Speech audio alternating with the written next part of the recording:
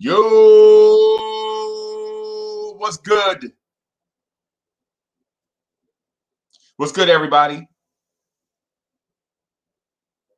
I'm your man's Uncle Freezy.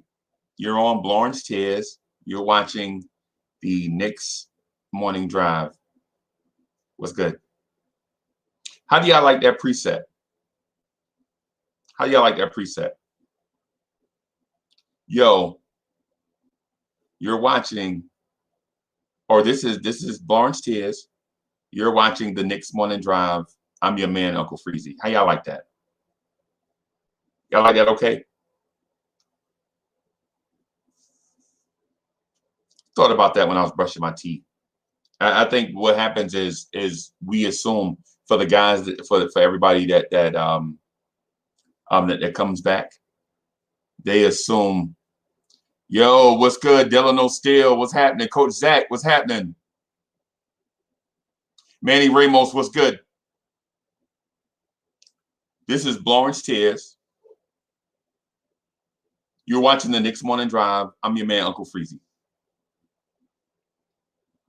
How y'all like that preset? Y'all like that preset? It sounds good to me. Andrew, what's good?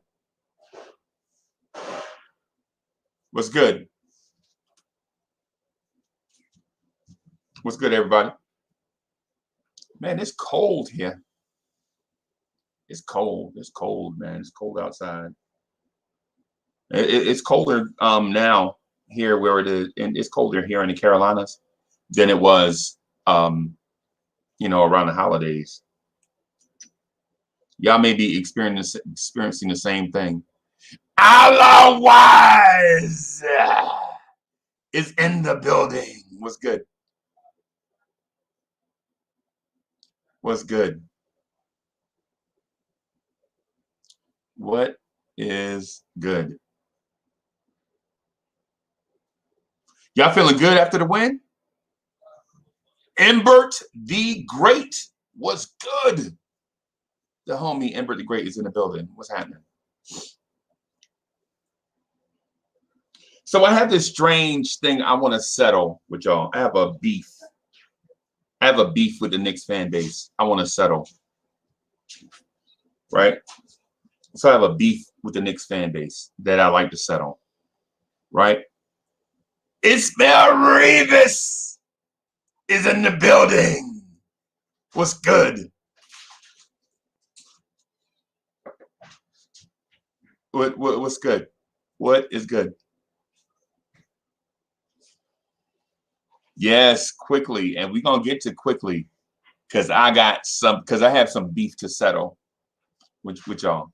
You know we don't like beef uncooked.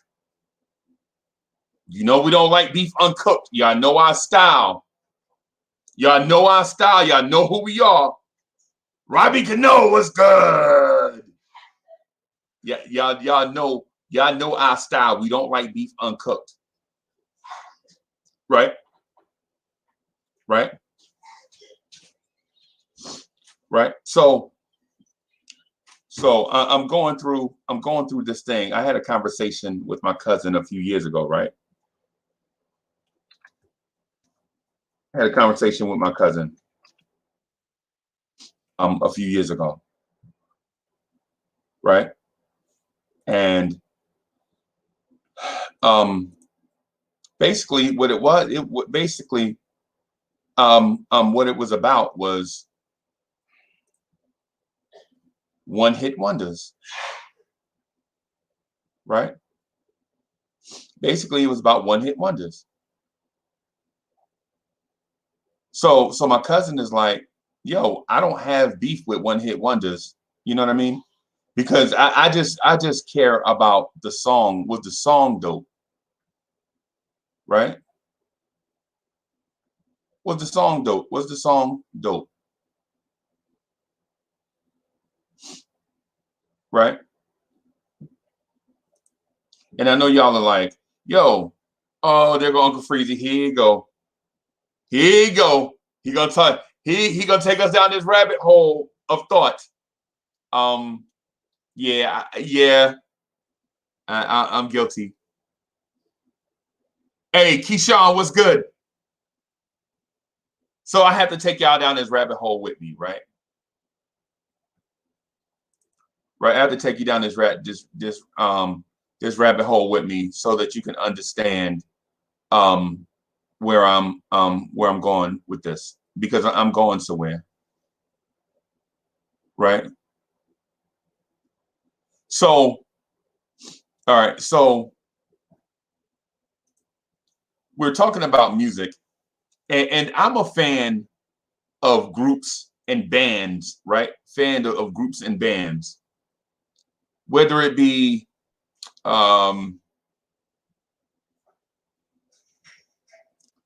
Wind, and Fire, Led Zeppelin, Kool and the Gang, like bands and groups from the Jackson 5, bands and groups, from a certain era, I'm a fan of. Right, right. So I'm a fan of groups and bands. They legit stay together, and they have like a discography where you can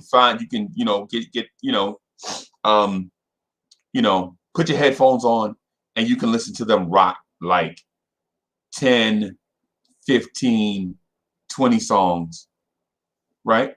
The Ohio Players, fire. You know what I'm saying? So, you know what I mean? So I'm a fan of it. But my cousin is a fan of music, which is different. It's the same, but it's different. It's the same because good music is good music, right? Good music is good music, right? Good music is good music. No lie. Good music is good music, right? And so there are a lot of one-hit wonders. A lot of one-hit wonders. Right? But don't come at me with like, oh, I love reggae. I love reggae calypso. Pass the Dutchie was my joint. Pass the Dutchie on the left hand side. You know what I'm saying? Nah, that's the don't look. Don't come at me with no Pass the Dutchie is comparable to I Shot the Sheriff. Right? Because now, you know what we have? We have what's called a fight. Don't come at me with Pass the Dutchie is comparable to I Shot the Sheriff. Okay? I know, and look, music fans, I know who y'all are, and I respect y'all for y'all's grind, right? I respect y'all. I respect y'all for y'all grind, right? I don't come into y'all grind saying one-hit wonders suck. Right? Right? But don't come at me talking about Pass the Dutchie is comparable to I Shot the Sheriff. Right? Because it get me in my bag like, that's not right. That's not right. Pass the Dutchie is not comparable to I Shot the Sheriff. You know what I mean? Don't come at me with that. Because even though I love the song, right? Don't come at me with that.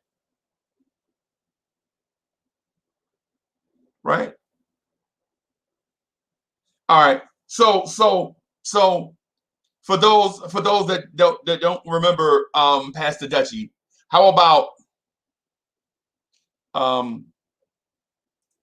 Don't Worry, Be Happy?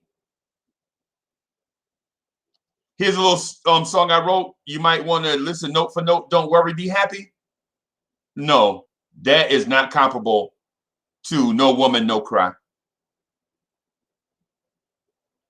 Hey, and Robert, hey Robert, look, I'm getting ready to get to Kevin Knox. This is where I'm going. I'm getting ready to tie all of this in.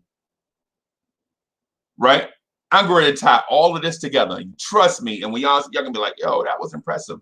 I impressed myself. When I was thinking about it, I was like, what is this? Uncle Freezy, you. What is this? Here is a little song I wrote. You might want to listen note for note. Don't worry, be happy. Don't compare that to No Woman, No Cry by Bob Marley. And I respect Bobby McFerrin, right, for the song. I respect it. The song, it was a nice little song. It was a nice little song, right? It was a nice little song. It was on the radio a lot, right? But nah, don't come at me. Don't come at me with oh my goodness, yeah, I like that song. It reminds me of such and such. It reminds me of Bob Marley, who bought and so I think when it comes to music and lyrics, songs in general, I think Bob Marley is one that you can consider the gold standard. Like, you know what I'm saying, when it comes to writing what is relevant in society and how you feel about stuff. Right? Don't come at me. Don't come at me with a don't come at me with a Uncle Freezy. Do you remember that Sir Mix-a-Lot song, Baby Got Back? That's a classic. I love Sir Mix-a-Lot. I love the song starts off, and this is how they go. The song starts off with, oh my God, Becky, look at her butt. It is so big. Don't comment. Don't do that. Don't compare Sir Mix-a-Lot to Run DMC. Don't do that. Don't do that. Right? Don't come at me with the Sir Mix-a-Lot's Baby Got Back sold more than any song Run DMC had out. Don't come at me with that. I don't want to hear it. I don't. I don't want to hear a Sir Mix-a-Lot Run DMC argument. I don't.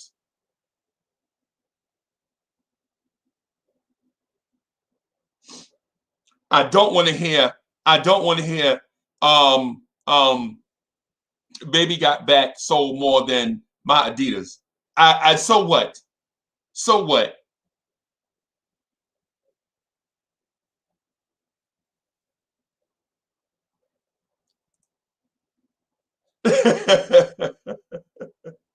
Right.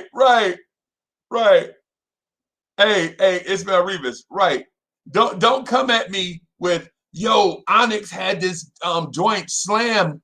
You could play it in any club. Rock bands, heavy metal bands used to play Slam because of the bass line. Onyx was on Def Jam and such. Slam was you could compare Slam to anything Run DMC put out. No, you can't. You cannot. You cannot. Slam was a great song. I give Onyx credit for that. Right? Yo, the New York Knicks are in the building. What's good? What's good? Salute. Right? So here's the thing. One-hit wonders versus a group, a band with a deep catalog. Right? Don't come at me with one-hit wonders. Don't come at me with one-hit wonders like yeah, they're just as good as, no, they are not just as good as. Don't do that. Right? Don't come at me with don't come at me with What Is Love. You can compare What Is Love to a Prince or Michael Jackson song. No, I don't want to hear it. I don't. And I know What Is Love probably sold more than Prince and Michael Jackson at the same time during that era. No, maybe not Michael Jackson. Maybe not Michael Jackson. Maybe not Michael Jackson in the early 90s. Maybe not with the, but my point is,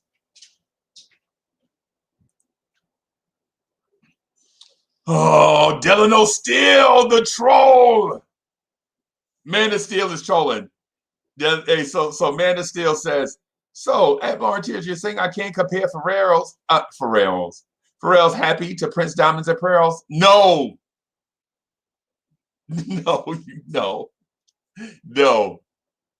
No, we can't. We don't want to do that. We don't want to do that. And it's not a thing where hold on for just a second. Let me grab this tea.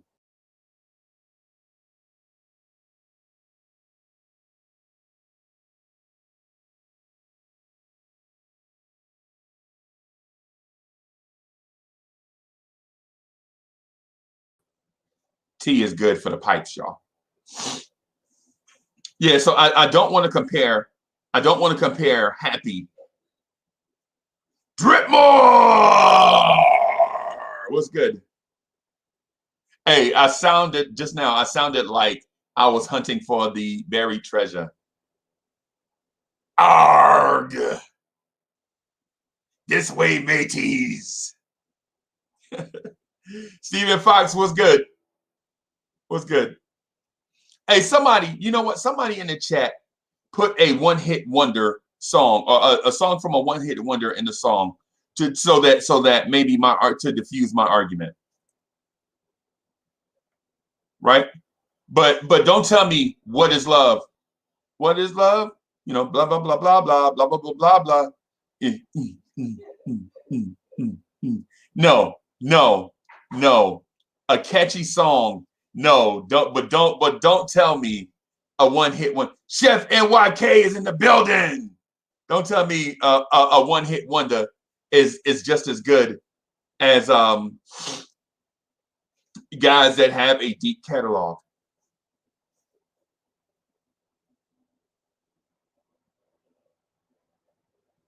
Yeah. Don't. Hey, so here's one from somebody. Pump It Up by Jersey's Finest, Joe Budden. So we from the same neighborhood. Me and Joe Budden from the same neighborhood. Joe Budden is that dude. Pump, pump, pump. Y'all know what I'm talking about. Y'all know what I'm talking about. But no, Joe Budden is not Jay-Z. Okay? Okay? Joe Budden, my guy, who I look to, I love Joe Budden, right? I love Joe Budden. I love everything he's doing. We from the same place, from the same spot, from the same hood. You know what I'm saying? Me and Joe Budden, Heather B. Y'all notice how I threw myself in there with all those famous people? Like I'm somebody. Uncle Freeze ain't nobody. Uncle Freeze ain't nobody. but they from around my way, right? I'm older than them, so they from around my way. You know what I'm saying? Hey, Ernesto, what's good? Bricks Nation, what's good, Ernesto? What's happening? Right, and so I saw. Hey, so let me check out what Foxy said. Freezy, you and I will star in the remake of Night at the Roxbury. Shake it out.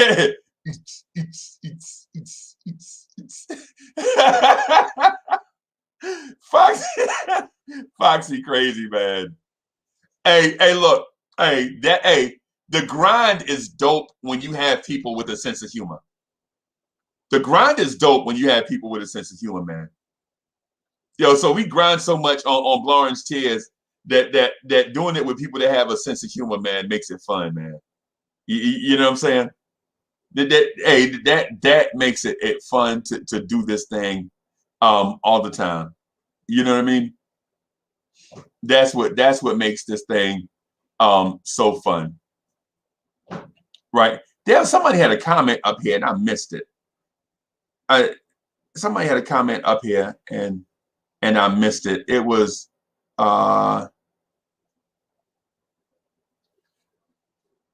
Oh, Max and Sam Kellerman. No. I ain't giving Max Kellerman credit for nothing. For nothing, right? For nothing. And so here's the reason why I went into the one-hit wonder thing. Because you are on one side or the other. Either you just care about the game, right? In this case, in this case, it's music, or you care about deep roots in the game, right? Either you care about the game or deep roots in the game, right? But I tell you this, we hear songs from one-hit wonders all the time, right? So when you're in Madison Square Garden, you hear this thing all the time, a song by New Shoes called "I Can't Wait."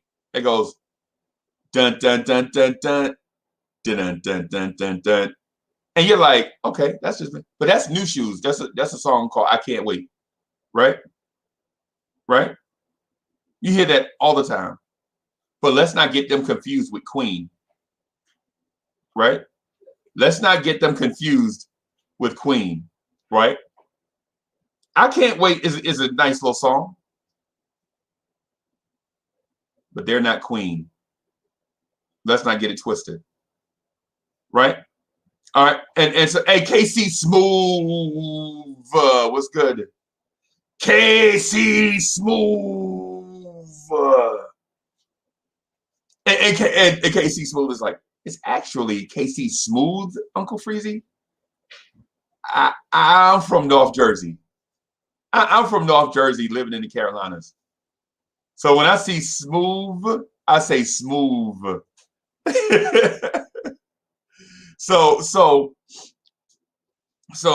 let me do this real quick, because this is what I've been waiting for to get me hyped up this morning. Let me do this.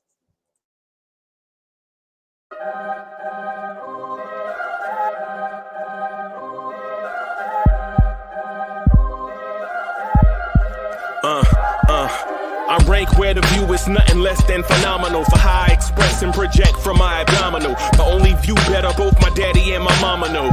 No living parents, my sons give me balance. My wife is my serenity, this mic is my identity. The world is foul enough, that's why I write without obscenities. Provoking danger with broken language and spoken anguish. Begging to get hurt, why would you ask to go through changes? Yes, Lord, life's a chessboard, master the angles. Control the tempo, be the one who holds the info. Acknowledge is just as deadly as machete swings. When spoken, the truth is as potent as that Medellin. While others swear the style is free, I just let it ring. Our time is undervalued, soldiers make us better kings. My fans on my shoulder, reaching after better things. Today I took a shot, for them I'd rather set the screen. My mama told me follow my dreams. My daddy told me get it by any means. Stand tall, make him bow to a king. But I've evolved, you can see the resolve. Look in my eyes when you speaking to God. So the parallel, what's up, Coach Zach? What's up? So there's a parallel that I'm drawing here, and I don't think people notice, and maybe I should be more in depth. So the parallel that I'm drawing is the one-hit wonders are the one-year veterans that we bring in, right? And the bands that have grinded and that you know are the garage band, so to speak, that have hit a certain level of success are our draft picks. Right. And so when you look at the one-hit wonders like Austin Rivers, 25 points and a half, you know that's not sustainable. You know that. And you know Kevin Knox's steady trash games is sustainable, right? No, that's not the point. The point is his being here is sustainable. Not the fact that because if Kevin Knox had come. And so if Kevin Knox had pulled a Mohawkless, then I could answer that question. You know what I'm saying? You remember Mohawkless last year? Came in for trade and now he's gone. Mm-hmm. That's what I'm getting at. But Kevin Knox is here to stay, right? He's been here. You know what I'm saying? And he's had moments where you've been impressed by him. But some guys come here, they're a blip on the radar. Jeremy Lin. Jeremy Lin. Is Jeremy Lin not a one-hit wonder? Tell me. Yeah. Yeah. Hey, chat, y'all hear me? Hey, y'all hear me? Was Jeremy Lin a one-hit wonder? He played for 2 other teams. He got a look with the Knicks. He took advantage of it. For a brief moment of time, he was the ice baby of the New York Knicks. Am I wrong? Now, and listen, y'all like ice baby. Don't act like that, because everybody here, when you hear doom, you love ice baby. You know you love ice baby. But Vanilla Ice was here, and then he was gone. Right? Robert Kahn, really? Think about it. Ooh. He's the ice baby of the New York Knicks. Because when Ice Baby was on the radio, everybody was rocking. I remember going into the office. This lady, Martha, I swear she smoked like 6 packs of cigarettes a day. Right? 6, dog. But she could type like 100 words a minute. Right? And I used to go, you know how I know Martha was in the desk, right? I walked past, we used to have a security guard. I used to hate him, man. I used to hate our security guard, right? And because his security uniform, he's all fat and sloppy, man. But he used to have an attitude with me. Like, I'm like, dog, why you got an attitude with me? You know what I'm saying? It's Uncle Freezy, baby. Why you got an attitude with Uncle Freezy? Of all the people in this building, your fat behind got a attitude with Uncle Freezy. And y'all know how it is. Anybody that worked in a cubicle setting, anybody that worked in administrative, in an office building type setting, y'all know what I'm getting at. Like the security guards, like the women to walk by and the security guard to be like, "Hey, ladies, how y'all doing?" You know what I'm saying? And then the dudes walk by. and then when he see Uncle Freezy, he like, "What you got in that bag?" I'm like, "You."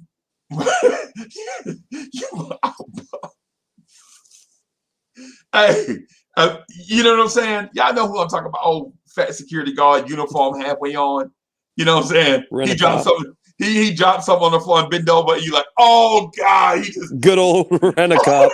Dude, you just ruined my day. You just bent over. I just saw all your back and your God. You know what I'm saying? Dang, stop dropping stuff in front of me, man. You do that's on purpose. You know what I'm saying? I don't want to eat lunch anymore. I'll work through my lunch break. Yeah. An old fat dude named Tommy. Tommy, you fat. Poor Tommy. Dude used to make me some dude. And so he get mad, right? Because I used to say like, yo, I used to be like, we outside. We be outside, and I'll be like, "Hey, y'all, watch Tommy gonna stop me when we go in. Watch he stop me." And then we go in, and like 6 women will go by. He's like, "Hey, baby, hey, how you doing?" And he like, "Hey, you, come here." I'm like, Tommy. Hey,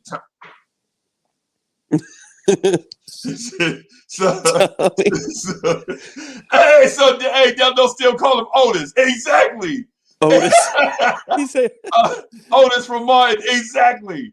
I'm like, Tommy, why you keep?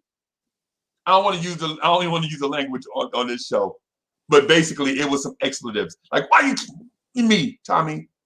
You know I ain't bothering nobody. You know what I'm saying? So anyway, my point is, with Martha, I know when she was in the building, because there'd be a haze of smoke about chest high in the building. Early in the morning, I get in the office because I had to be there at 8, right? So everybody, we had to be there at 8. So I get there about 7:30, 7:35, depending on parking, right? And then, you know what I'm saying, I go to my desk and set my stuff up so that when 8 o'clock comes, I can just straight up get into it, answer phones and do all this kind of stuff. Right. So I know she'd be in the area. But we used to have these metal desks that we sit at, and they were about 10 foot wide and like 4 feet deep. These desks were huge. And they used to have sharp corners on it. It was like before child safety or human safety for that matter. Like these metal desks with typewriters on it. I have like a big reel of paper, you know what I'm saying, here where I had to type up stuff, you know what I'm saying, all kinds of, and this is so I'm gonna assume Stephen Fox knows what I'm talking about, right? But this is right at when your office only had a few computers and a few word processors. This was the typewriter era, right? Typewriter. You have your whiteout. You know what I'm saying? Shout out to Whiteout, by the way, for saving jobs. Save some of my grades too. Yeah. Save me from a couple groundings. Right. And so Martha had this thing. So first of all, Martha had the original voice. If you think my crackly voice is funny sometimes, Martha would be like, "Good morning, thank you for calling such and such." And she'd have, "How can I help you? How can I help you? Yeah. And it came from like 30 years of smoking 6 packs of cigarettes a day. Like the Simpsons, the old lady twins. Yeah! We can't. We're on a smoke break. right. Yeah, so and I'd be like, and I used to joke with her. I'd be like, "Hey, Miss Martha, I bet you a fox outside of work." I bet you a fox outside of work. And she was like, "Now I don't have a life. It's me and my cat." But anyway. I don't know why I went down that road. Let me get back to the one hit wonders and the homegrown talent. Right. So the homegrown talent thing is the guys that we draft. The Knicks fan base legit have an affinity for the homegrown talent. They have an affinity for the homegrown talent. If you say trade Kevin Knox, there are some people in our fan base. There's one person that are going to handful of tops. Yeah. Oh no, it's a couple people. Yeah, about a handful of tops, but there's one leading it. Right.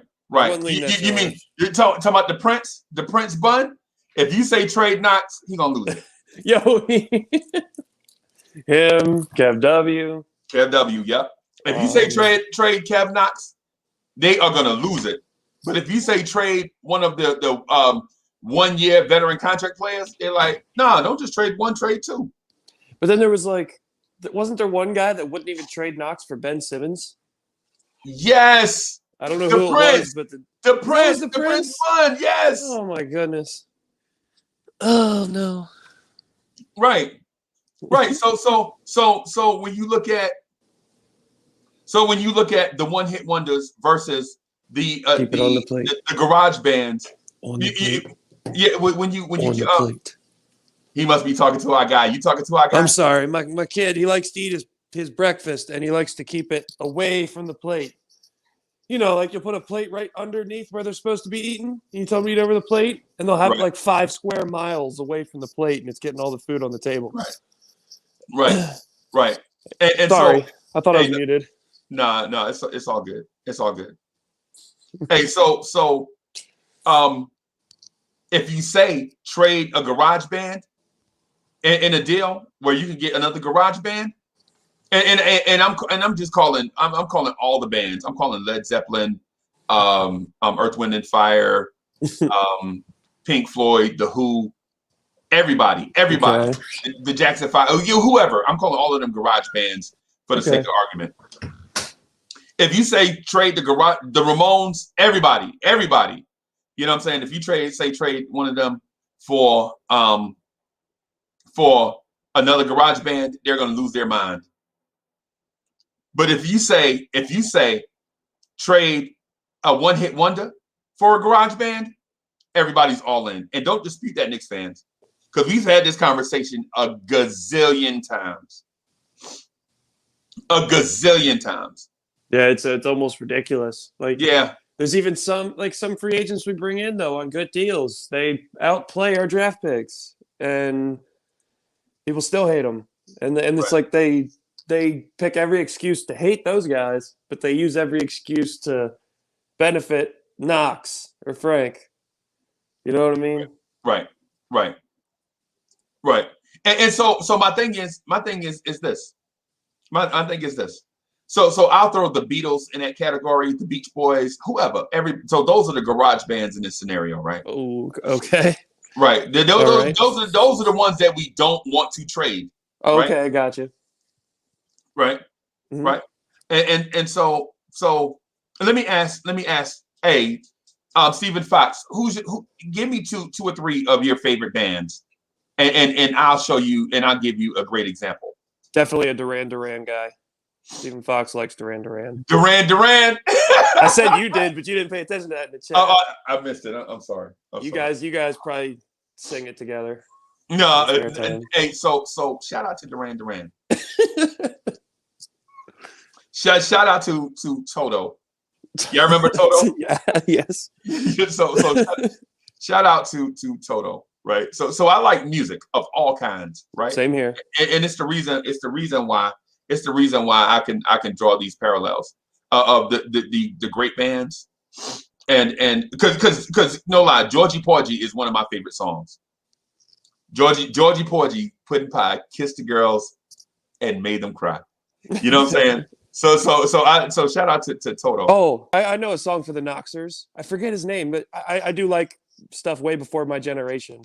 I'm a music fan. I used to be in bands growing up, right. But like I've always followed music. I forget his name, but it was the song for Knoxers is "Never Gonna Give You Up, Never Gonna Let You Down." I know it's That's Kev W and Prince Bud's song to Kevin Knox. let me find. I'm gonna see if I forget can find the name. That. It's I'm gonna see if I can find Forgive it because his face. You talking about the blind kid?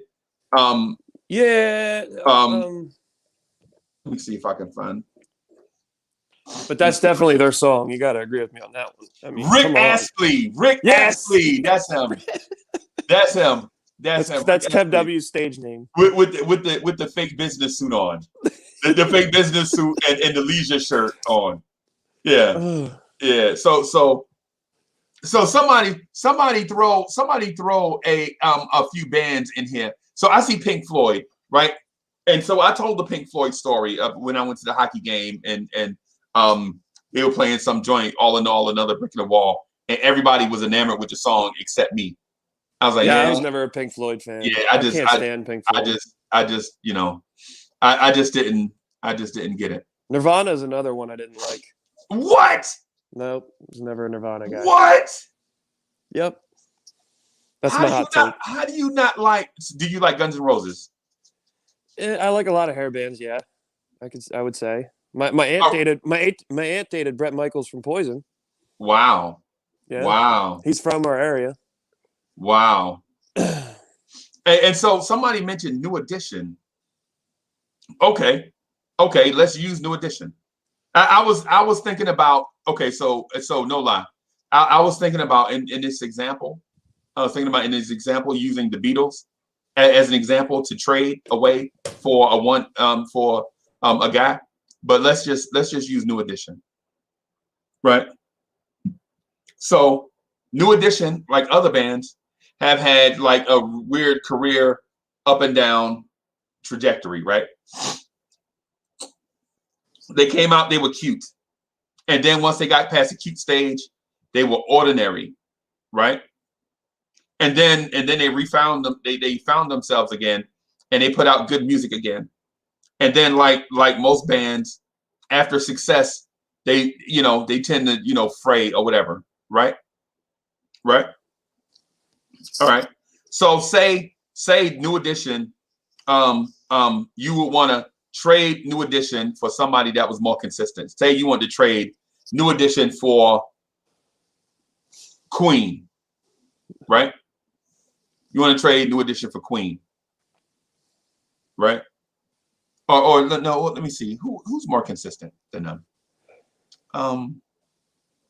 Who's more consistent? It's hard to say. There's so many bands. Right. Well, let's just stay with Queen, because listen, hey, no lie. Even if you don't like Queen themselves as a collective, Yeah, definitely. There are certain songs that they have that cross genres.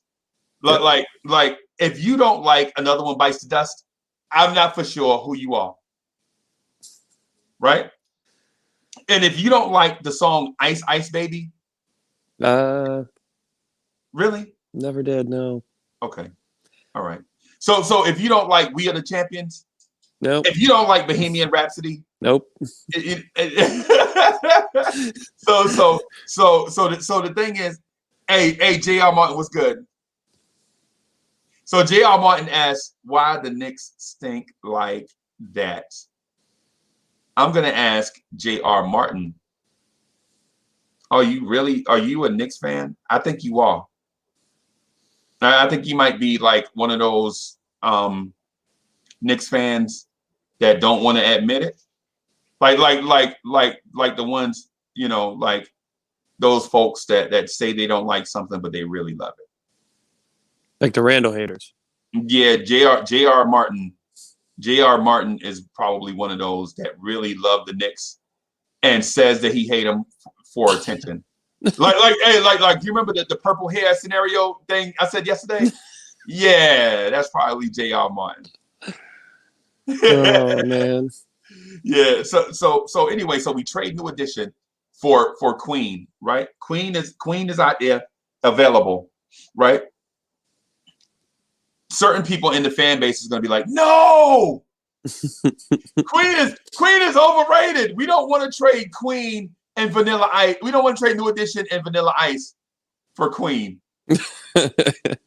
We don't want to trade New Edition and Vanilla Ice for Queen. You know what I mean?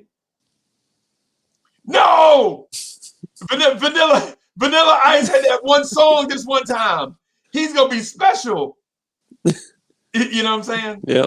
That's where I think the Knicks fan base is, and I introduced that just to draw some kind of parallel to what the Knicks fan base does. They're like Zach, for instance, what's your favorite band? Oh my, that is such a loaded. I have so many. I don't. And most of you guys probably wouldn't know my genres. I like A Day to Remember. They're more of the punk Okay. metal, a little bit of screaming, but mostly singing. Like newer stuff. Right. I like a lot of hair bands. I mean, I like Quiet Riot, Motley Crue, Okay, Def Leppard, all of the hair bands, pretty much. Right. I love the Beatles. Right. You'll even catch me listening to Frank Sinatra sometimes. I like some Frank too. I like everything pretty much. Right. So okay. So here's the thing. Knicks fans are like, no, I don't want to trade New Edition, Vanilla Ice, and Sir Mix-a-Lot for the Beatles. I don't want to do that. That's too much to give up for the Beatles. Right? You want me to give up New Edition, Vanilla Ice, and Sir Mix-a-Lot for the Beatles? Are you crazy? Right. And so the people that own the Beatles are like, you do understand. This is the Beatles that we're talking about. And so the Knicks fans will be like, yeah, but you could break New Edition down into smaller pieces. You can get Bobby Brown, you can get Ralph Tread, you can get Johnny Gill, you can get BBD, and the dude that owns the Beatles are like, you do understand.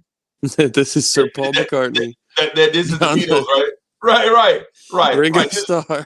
George Harrison. You realize who these people are? Right. But the people that own New Edition are like, man, New Edition and Sir Mix-a-Lot and Vanilla Ice, are you crazy? That's way too much. And I say that because of the Bradley Beal thing. Like, so Bradley Beal is what I'm talking about. Like the Knicks are like, wait a minute. You want me to give up Obi and Knox and Frank and draft picks? Really? Who was Obi? He looked good last night in spurts. Yeah. I'll give him that. He made me eat my words a little for about 5 minutes last night. 5-10 minutes. Right. And no lie. So Obi's athleticism and energy is ridiculous. Yeah. I saw him contest a shot at the rim and sprint to the wing to get a rebound. Yeah, I mean, what? Dude, that's almost superhuman. You looked faster and quicker than a power forward too last Right. night. Right. Looked like you could almost like send Knox to LaGuardia and give him the 3 minutes. Almost. But so Fox, did you put your bands in the chat? I didn't see it. I may have missed it. That's what I was, right. I was going to use that analogy when you said about Jeremy Lin being Vanilla Ice. I was saying until Mello and Amare was like Suge Knight on him. Right. And so the reason why I do this is because I wanted to get people in a mindset where they can understand where other people are coming from. Are you legit saying New Edition, Sir Mix-a-Lot, and Vanilla Ice are too much to pay for the Beatles? Love you, buddy. Is that what you're saying? Is that what hey, salute, baby. I hear you. He said, go have fun on your YouTube channel, and went upstairs. Oh, okay. He's watching his cartoons. Man, how are you interrupting cartoons, man? What kind of father are you? Oh, I'm not. I'm letting him rock because he wanted to play. What he does is he has a short attention span, so he'll be playing video games for 5-10 minutes, and then watch cartoons for 5-10 minutes, and then so I just get out of it. Yeah. I wonder why. It's 5, but I just let him rock some days. He's always spending time with me and stuff, so we're trying to get him on being able to have his own downtime every once in a while because kids need that. Yo, hey, so Ernesto says Jethro Tull. So Foxy says Zeppelin, Isley Brothers. I'm more of a fan of Led Zeppelin than the Isley Brothers. Maybe later Isley Brothers, maybe 90s Isley Brothers. But not really a fan of their early stuff. You know, and part of it is because when I was Milo's age, they had an album cover, and my pops used to chase me with it. He's like, and my pops used to be like, "Ain't he ugly?" He used to chase me around the living room with it, and I used to be like, "No, pops," and pops used to be like, "Uncle Freezy, it's only an album cover," and I'm like, "I'm scared," because they had a weird album cover, man. I think used to scare the bejesus out of me. You know what I'm saying? But anyways, what I'm getting at is this. Would you trade Vanilla Ice for like Creedence Clearwater? Yeah, and so who I like, by the way, until I found out they were a fraud. So you know, Creedence Clearwater Revival. Still love their music. Yeah, I love the music. I love the music now. Now, let's not get that twisted. I love the music. So they weren't from Louisiana. Yeah, especially Fortunate Son. But they were not from Louisiana. They were from San Francisco. Yeah. And so that bothered me after the fact. But then again, but you know, but when you hear songs like Black Moon Rising and Born in the Bayou and all kinds Proud of stuff. Mary. Yeah. So Guzman, it was good. So would you trade? And I'm asking Stephen Fox specifically. Would you trade New Edition, CCR, Led Zeppelin, and throw in a couple of one-hit wonders like Sir Mix-a-Lot and Vanilla Ice for the Beatles? Knicks fans are gonna be like, no, no, how dare you? This is so much different though, because music is so different. Like you literally can have your own opinion, and I mean it's not wrong. Like you can sit there and say that you like that music. Hey, look, you know what I mean? Hey, look at what Stephen Fox said. No. See, people might just not like the Beatles, man. Right. But you can't tell me that Kevin Knox is an all-star and say that's just my opinion, because it's fiction. I mean, because it's fiction. You know, right? You can say Creedence Clearwater Revival is my favorite band, right? And can't nobody tell you nothing, because if that's your favorite band, that's your favorite band, right? And so Andrew says throw in DSJ. So throw in Hathaway. What is love? throw that in, and you have throw in Skid Row without Sebastian Bach. Yes. Yes. So, or you know what? Throw in Color Me Bad. You remember Color Me Bad? I Want to Sex You Up.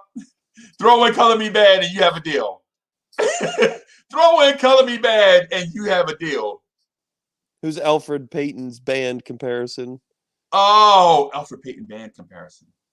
That is, hey, let me throw that out to the chat. So chat, who is Alfred Payton's band comparison? It's not the Red Hot Chili Peppers. No. Andrew, the Chili Peppers were way better. He's like Nick Cannon. Right. Bow Wow. Right. Soldier Boy. Right, Lil Bow Wow. Insane Clown Posse. What? I remember them. They were dope. Insane Clown Posse. They were dope. They would the Righteous Brothers. How about you know what? I was gonna say Ace of Base, but that may be wrong too. Because Ace of Base had some stadium hits. They had a lot of stadium hits. Like even if it wasn't on the radio. Milli Vanilli. There it is. Alfred Payton is the Milli Vanilli of this scenario.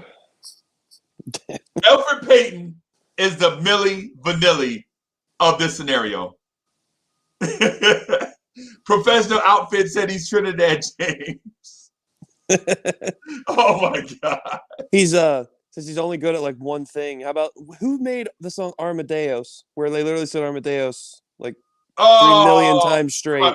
Rock Me Amadeus? Yeah. Amadeus, Rock Me Amadeus. That's Alfred Payton. It's annoying as hell, but it's sold to some people. Right. What geez, let me find it. Armadillos. All right. So oh my goodness. I think I like the Falco. That's who made the song, Falco. That's disgusting. I think I like the Milli Vanilli comparison to Alfred Payton. Oh yeah, there's a lot of ones that would work. Because Milli Vanilli was a flat out fraud. They did some things well. They did some things well, like they could dance, and it made you think that they could sing because they looked the part and they could dance, but they couldn't sing. They flat out could not sing, period. Right? And Alfred Payton looks the part, but he cannot shoot. He looks the part. Oh, you did it. You brought it up. Don't say it again. No, I know. Hey, Zach, my neighbor's dog is prowling next door. And so my dog is like asking me why I'm cock blocking while I won't let him go outside and be with her. Right. So I'm gonna let him out the door real quick and I'll come right back. All right. Oh man. Good win last night, guys. I mean, I came home late. I didn't catch the first quarter. But I rewatched the first quarter again this morning. We had 3 points. 3 points halfway through the first quarter. That's talk about a slow start. That's the epitome of what this team's been this whole season. Slow starts, except for that Utah game. But quickly showed why he's a rising star on this team. RJ looked solid again. Randall didn't force anything. He had a solid game. Slow start, but he ended up finishing strong. Mitch played Drummond a lot better than what he did the first game. We played a lot better defense, man, and we need to continue that defensive energy, and because Colin Sexton wasn't going off like he was against Brooklyn. I feel like it was another game where like Obi got a little bit more burn. I still would like to see him get more. How'd you feel about that, Freezy? They gave the guys like Randall and Barrett and them, like once the young kids were hot, he left them in. Right. Tibbs left them in long stretches. Right. It was like, I mean, are people going to still say that Tibbs doesn't play, doesn't change up, doesn't make adjustments? Like, I think he wants to. I thought he was forced to last night because of foul trouble. But still, I mean, he did it. He could have threw in, veterans like Frank and DSJ. He could have thrown in Taj Gibson. Well, did Taj Gibson get for a minute because of foul trouble at the end of the? He didn't want to have Mitch get a bogus foul with like 38 seconds left. Yeah. So yeah. Which was smart. I mean, yeah. You don't want Nerlens picking one up either. Right. No doubt. So I understand the thing with Thibodeau. He had his hand forced last night because those fouls were coming fast and furious last night at the beginning of the game, and both teams were shooting like the shooting looked 3 points halfway through the first quarter. Right. Oh my. Right. And so that's the reason why I ask y'all, why are we not trading for the Beatles or Bradley Beal? And I'm not saying Bradley Beal is the greatest of all time, but I'm just saying in terms of value. Well, if you look at it, like Michael Jackson bought the Beatles' rights. Right. So if you want to look at it like a team aspect, like Michael Jackson was one of the greatest ever, or at least let's say he's an all-star, superstar. Right. And he added more depth, like more talent around him. Right. If we can keep our talent, our big guys, our big guns, and add another big gun, then yeah, but so why not go out and why not remove Milli Vanilli from point guard? Yeah. Right. Why not remove Milli Vanilli from point guard? Milli Vanilli won a Grammy, everybody. 2 Grammys, I think. Right? They won Grammys for being frauds. Right? Right? They were frauds. And they noticed that one of the dudes killed himself because he couldn't deal with the repercussions of being discovered as a fraud, right? And the other one is telling the story to this day how he felt pressured by whatever. I don't care. You fake. I don't care. I don't care about your story. When you did, I don't like people. I don't like to deceive people. I like to be real. You know what I'm saying? And not real after the fact either. I'm talking about real in the moment. You know what I'm saying? I say integrity means something to me, right? So and no slight on Elfrid Payton the person by calling him Milli Vanilli, but his game, Elfrid Payton's game is Milli Vanilli. Like it looks the part, and certain things look great, but clearly there's an element that's missing. And I don't want to get into an Elfrid Payton can't shoot thing because we don't want to restate the obvious in 3 hours. He's that type of guy that like you play pickup and you get to pick teams and he walks in, you never met him before, and you're like, damn, he looked like he can play. Right. And I'm gonna pick him first. And yeah. then you lose by 21-0 because the dude can't do anything right. And then there's 1,000 excuses. Well, such and such no, dog. No. The main reason, the root sauce is you can't shoot. How about that? Don't be trying to tell me big man won't rebound. You know what I'm saying? And he wouldn't have to rebound as much if you made shots. Don't try to tell me you had popcorn before the game. Yeah. We don't want to hear that. Well, we don't want to hear that. We do not want to hear that. So last night's game in a bubble, so to speak. Man, RJ Barrett got hot right before the half. Yeah, he did. Right. He got hot right before the half. It made you think this may be his breakout game. Yep. Right? I was like, man, okay. Because I saw him post up Darius Garland. And I was like, yo, an adjustment has been made. Because not only did he post Darius Garland up, the Knicks offense looked for it. So now you're like, okay, RJ Barrett posting up smaller guards. Mm-hmm. There is an adjustment. Yep. You know what I'm saying? Yep. So now what happens after this? The defense will eventually send a double team. So now you can't play zone as much.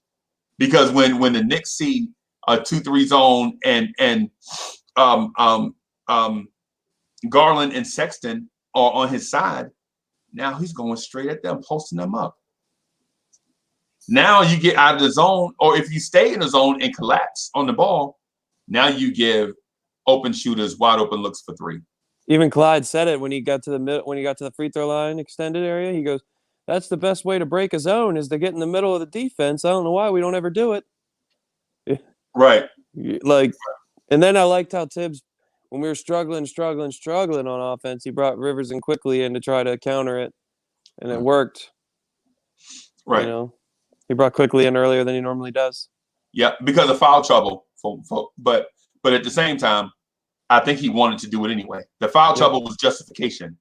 Oh yeah, you got to hurt me, guy. Go in there quickly. But he wanted Quickly to go in there early anyway, in my opinion.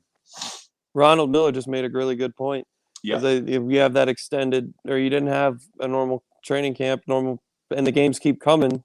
Right. You know, so you can't exactly add too many wrinkles at once to your offense. Right. So it's looked better, you know, slowly. You see things like RJ getting post-up opportunities. Yeah. Or Obi all of a sudden being a big part of the offense for that 10-minute stretch. Right.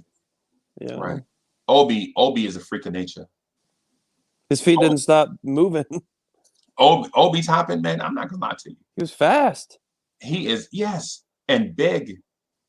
I saw him run by Knox. So first of all, either Kevin Knox is 6'10" or Obi Toppin is 6'7". Okay. I saw when they were side by side coming into the game, Kevin Knox looked like he was 2 inches taller than this kid. Right. So either Kevin Knox is 6'10", 6'11", or Obi Toppin is 6'7".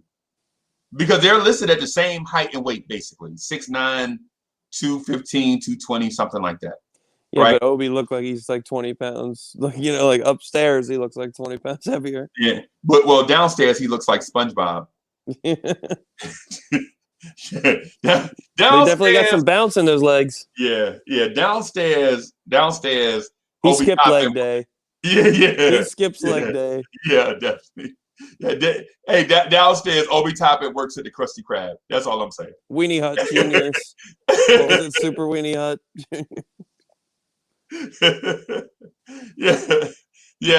Yeah. I'm with you. That was funny. So Obi Toppin skips leg day. That's funny as hell. That's probably accurate. But I mean, could he play the three in your opinion? Next to Randall and Mitch? Better than Knox. Hey, were you around for the show last night? You were around for a little while. I was sleeping. Knicks at night. I was sleeping. Okay. So last night I said something, and I know who Uncle Freezy said something. That's my Scooby-Doo voice. Uncle Freezy said something. So last night I said something, and it had been on my heart for a while, right? So the thing is, I feel like we bashed Kevin Knox relentlessly, and there is some, there's some you could bash Knox, but at the same time, I think we bash Knox because he's low hanging fruit, like how we used to do Frank Ntilikina. Like Frank Ntilikina is a 6'4" Tree Rollins. Remember that? Remember we used to get that? Yeah. Frank Ntilikina is a 6'4" Captain Steubing. You know what I'm saying? Like 6'4" Kwame Brown. We're like Kevin Knox is a 6'9" Greg Ostertag. Yeah. So, but the thing is last night I mentioned something about in our offense, small forward is not featured. Right? Is that by a lack of talent or no? But go back to the Chicago Bulls days with Thibodeau and the Minnesota Timberwolves with Thibodeau, and you see the beef between Andrew Wiggins and Jimmy Butler. Neither one of them wanted to play small forward because the small forward is not featured in Tom Thibodeau's offense. So Andrew Wiggins was the shooting guard before Jimmy Butler got there. Jimmy Butler played the small forward in there. He was like, no. Luol Deng was still really good in that system. Yeah, but Luol Deng is an outlier. Like, think about it. Who else in Chicago played small forward that you can remember? Nope, nobody. Right. Just anybody. Just throw any name. Just throw any name from the Tom Thibodeau Chicago Bulls era that played small forward. Just any name. Luolteng's about all I can think of right now. Right. I mean, because they put Tony Snell in that scenario. Like Tony Snell was a shooting guard, right? But when Jimmy Butler start to develop, they moved Tony Snell to small forward, and Tony Snell disappeared. But right? He wasn't. I mean, Tony Snell was a first round pick, right? Tony Snell was a first round pick, and he had higher upside than Jimmy Butler, right? He was actually progressing faster than Jimmy Butler. But when they moved Tony Snell from shooting guard to small forward, Tony Snell disappeared. Who else? Name another small forward that played under Thibodeau, aside from Luolteng. Anybody? Why am I drawing a blank? Because the canvas is blank. Because the canvas is blank. Like, think about this. Aside from Julius Randle at power forward, who else at forward this year have you seen thrive? He's been getting all the minutes. I'm telling you. I'm telling you. Like, you're a football fan? You're a Cowboys fan, right? Yep. You're a Cowboys fan, right? All right. Think about it like this. When Romo was a quarterback for the Cowboys, Romo. I'm serious. When Romo was go with Des Bryant. No. It's when Romo was a quarterback. Romo used to only throw to 2 guys or 3 guys, right? What? A kid named Miles Austin. You remember Miles Austin? Yeah. And Des Bryant. Yeah. And Jason Witten. Yeah. And Cole Beasley. And Terrence Williams. No, not. I mean, I'm talking about primary guys. Like I can depend on these guys. But when Dak became quarterback, Jason Witten was more like old man tight end. I'll get him the ball. Maybe it's not no pressure. Des Bryant's out of here. Because he couldn't throw the ball to Des. He needed precise guys. Well, Romo was a gunslinger. He threw it up, and Des went and got it. Well, that was Dez's game. Yeah. But then when he got Amari Cooper, he's what Dak needed: a precise route runner. Michael Gallup, CeeDee Lamb. Right. I see what you're saying. Right. But who was the tight end that was featured with those 3? Because those 3 are young studs. But where's the tight end at? Supposed to be Blake Jarr when he got hurt, and then Dalton Schultz had a pretty big year. Right. But the tight end wasn't featured on third down. Nope. Third and medium, like when Romo was there. Nope. When on third and medium, Romo is going to Witten. You couldn't stop it. Right? And you couldn't stop it, right? When Dak was the quarterback, Dak is going to throw it to whoever. And you could say he had more weapons and the offensive thing, blah, blah, blah, blah, blah. But at the end of the day, the tight end wasn't featured, right? And so that's the same thing in Tom Thibodeau's offense, I think. The forwards are not featured like the guards. That's why I wanted a guy that's a defensive stopper. I mean, I know he's tore his ACL and will be back next year, but I really want Jonathan Isaac. A guy like that would be good in Thibodeau's system. All defense, can shoot a little bit, can do it he's not anything special. But if he gets the ball in the corner, he'll shoot it. Right. But he's an otherworldly defender. Right. No doubt. And he offers Tom Thibodeau all the stuff that Tom Thibodeau likes. Defensive minded first, super athlete, team guy, organization guy. Like Jonathan Isaac is a company man. Yeah. Right? Jonathan Isaac is a company man, right? Like when the NBA says such and such and such, Jonathan Isaac is gonna be like, yo, I know how y'all feeling, but the NBA said such and such and such and such. He's a company man. You know what I'm saying? And there's nothing wrong with that. Everybody has to be true to who they are as individuals. Right? And then you got Kevin Knox. You know how many backdoors I saw last night? He got backdoor, just lost on defense again. RJ got backdoor. RJ's defense to me looked really good, except for a couple of times RJ got backdoored. And what happened is they had 3 guys on one side of the court and 2 guys on the other side of the court. And so RJ was looking at the ball, right? And the passer faked the ball to the one guy at the perimeter for 3. He faked it, and the other guy cut and backdoored RJ. So in that split second where RJ looked where he thought the ball was going to go, the guy cut back door. So I think that was a design play for RJ because he was ball watching. But in backside zone, you're gonna have that, right? It's either watch the ball or get backdoored, and you kind of got to have this thing of you can't do both, but you have to make a decision to do one over the other. Do I give up the three or do I give up the backdoor cut to RJ? Now to Knox, we were in man when Knox got backdoored like twice. Yeah, with Knox, I'm not for sure. I'm not for sure because I didn't see where the ball was heading to first, and I'm not making excuses for RJ or for Knox for that matter. But what I'm saying is this: that back door is not just a thing of one athlete just being faster than another athlete. I think it's set up for a guy to make a decision, and while he's making the decision, the play starts running, and then he's late, and then you see him get backdoored. But still, like, not even just that. I just used that play because Knox got backdoored so many times last season. Right. But I'm saying, like, his defense has regressed already, just from like the slight improvement we saw the first couple games in the preseason. It's already gone. Right. He's not. He's out of it. I think he wants out. I think Thibodeau's system just doesn't feature. I think he's just giving up. Yeah, that too. Because that too, it's like so and it just hit me out on it. So I like to work on cars and stuff, right? That's like my little side hustle. I don't get a chance to do it as often as I used to. But I like you ain't lying with that. I like to get under there. I like the challenge of getting certain stuff. Oh yeah. But at the same time, in order to do that, you have to have certain tools. Right, you just got to have certain tools, man. I mean, it's just part of the game. You can't fix a car with a hammer, right?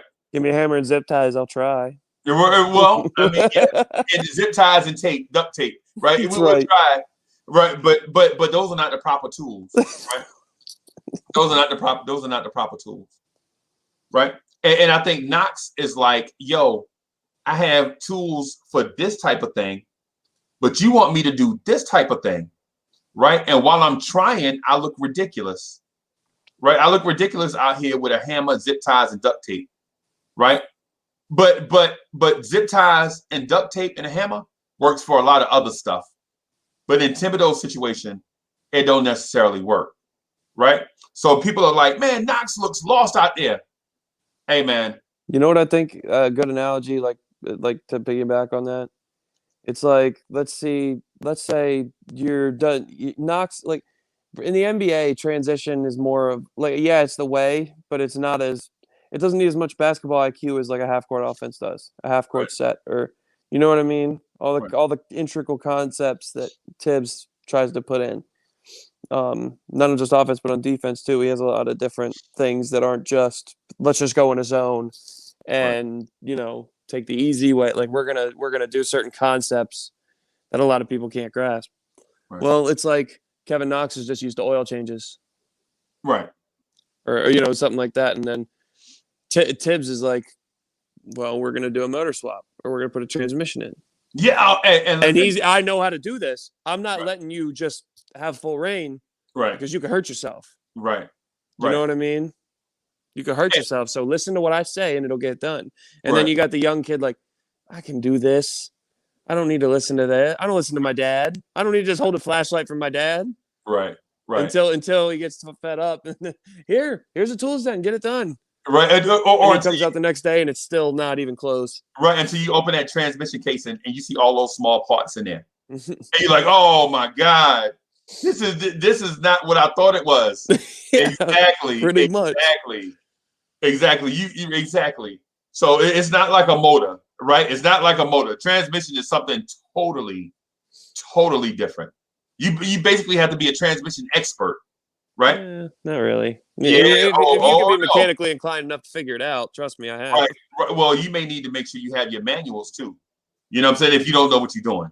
Yeah, you need to listen to other people that have the experience. Like, right. You need to learn.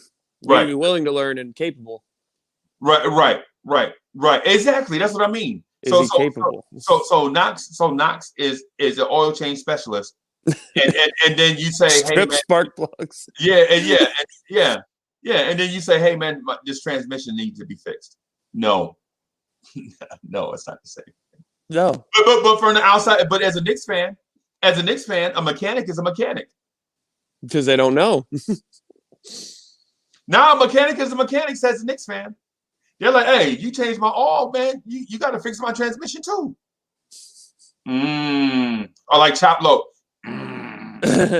But also, like, Kevin Knox isn't just an oil change specialist. He's that we call him GS, general service guy. Right. He's the GS guy that doesn't lube the oil filter and runs it down as tight as he possibly can. Like he doesn't have a brain sometimes, it seems. Right. Like the way he plays, the Right. way he acts, like I don't know. It just Right. doesn't he has a low IQ. Kevin Knox can change oil filters. I mean, not oil filters, but air filters. like I'm the best air filter man in the game.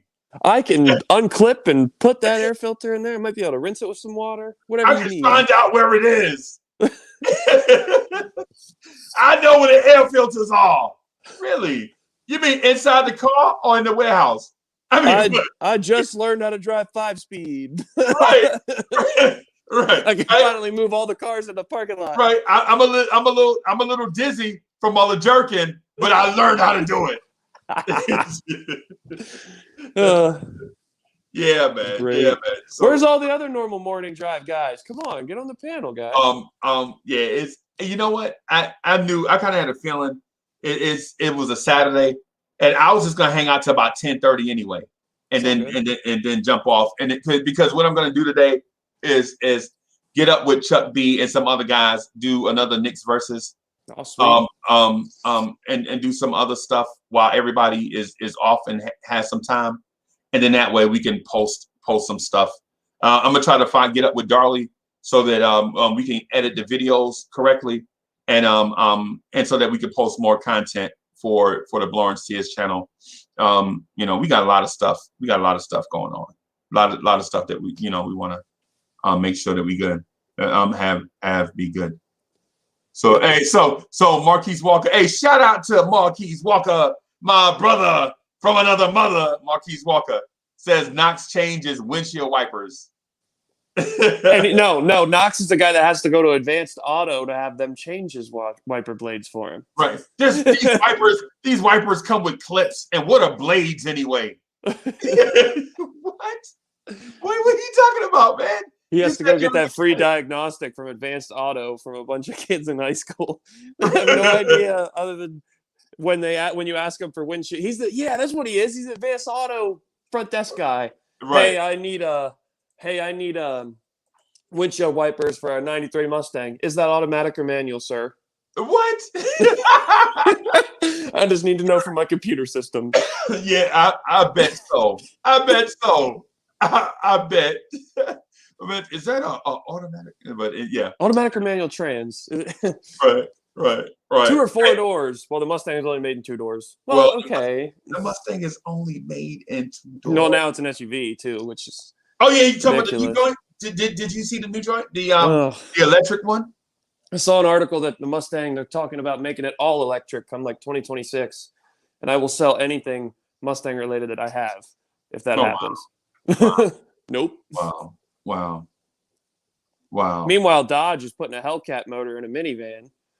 In a minivan. You see that? They're making a Hellcat minivan. No, I didn't know. Oh, so I have a homeboy. Who was on the rodeo circuit. He was a rodeo clown for a lot of years, right? Okay. And so I laughed when he said it. He was like, I was a rodeo clown for a lot of years. I used to sell cars in the daytime and be a rodeo clown at night.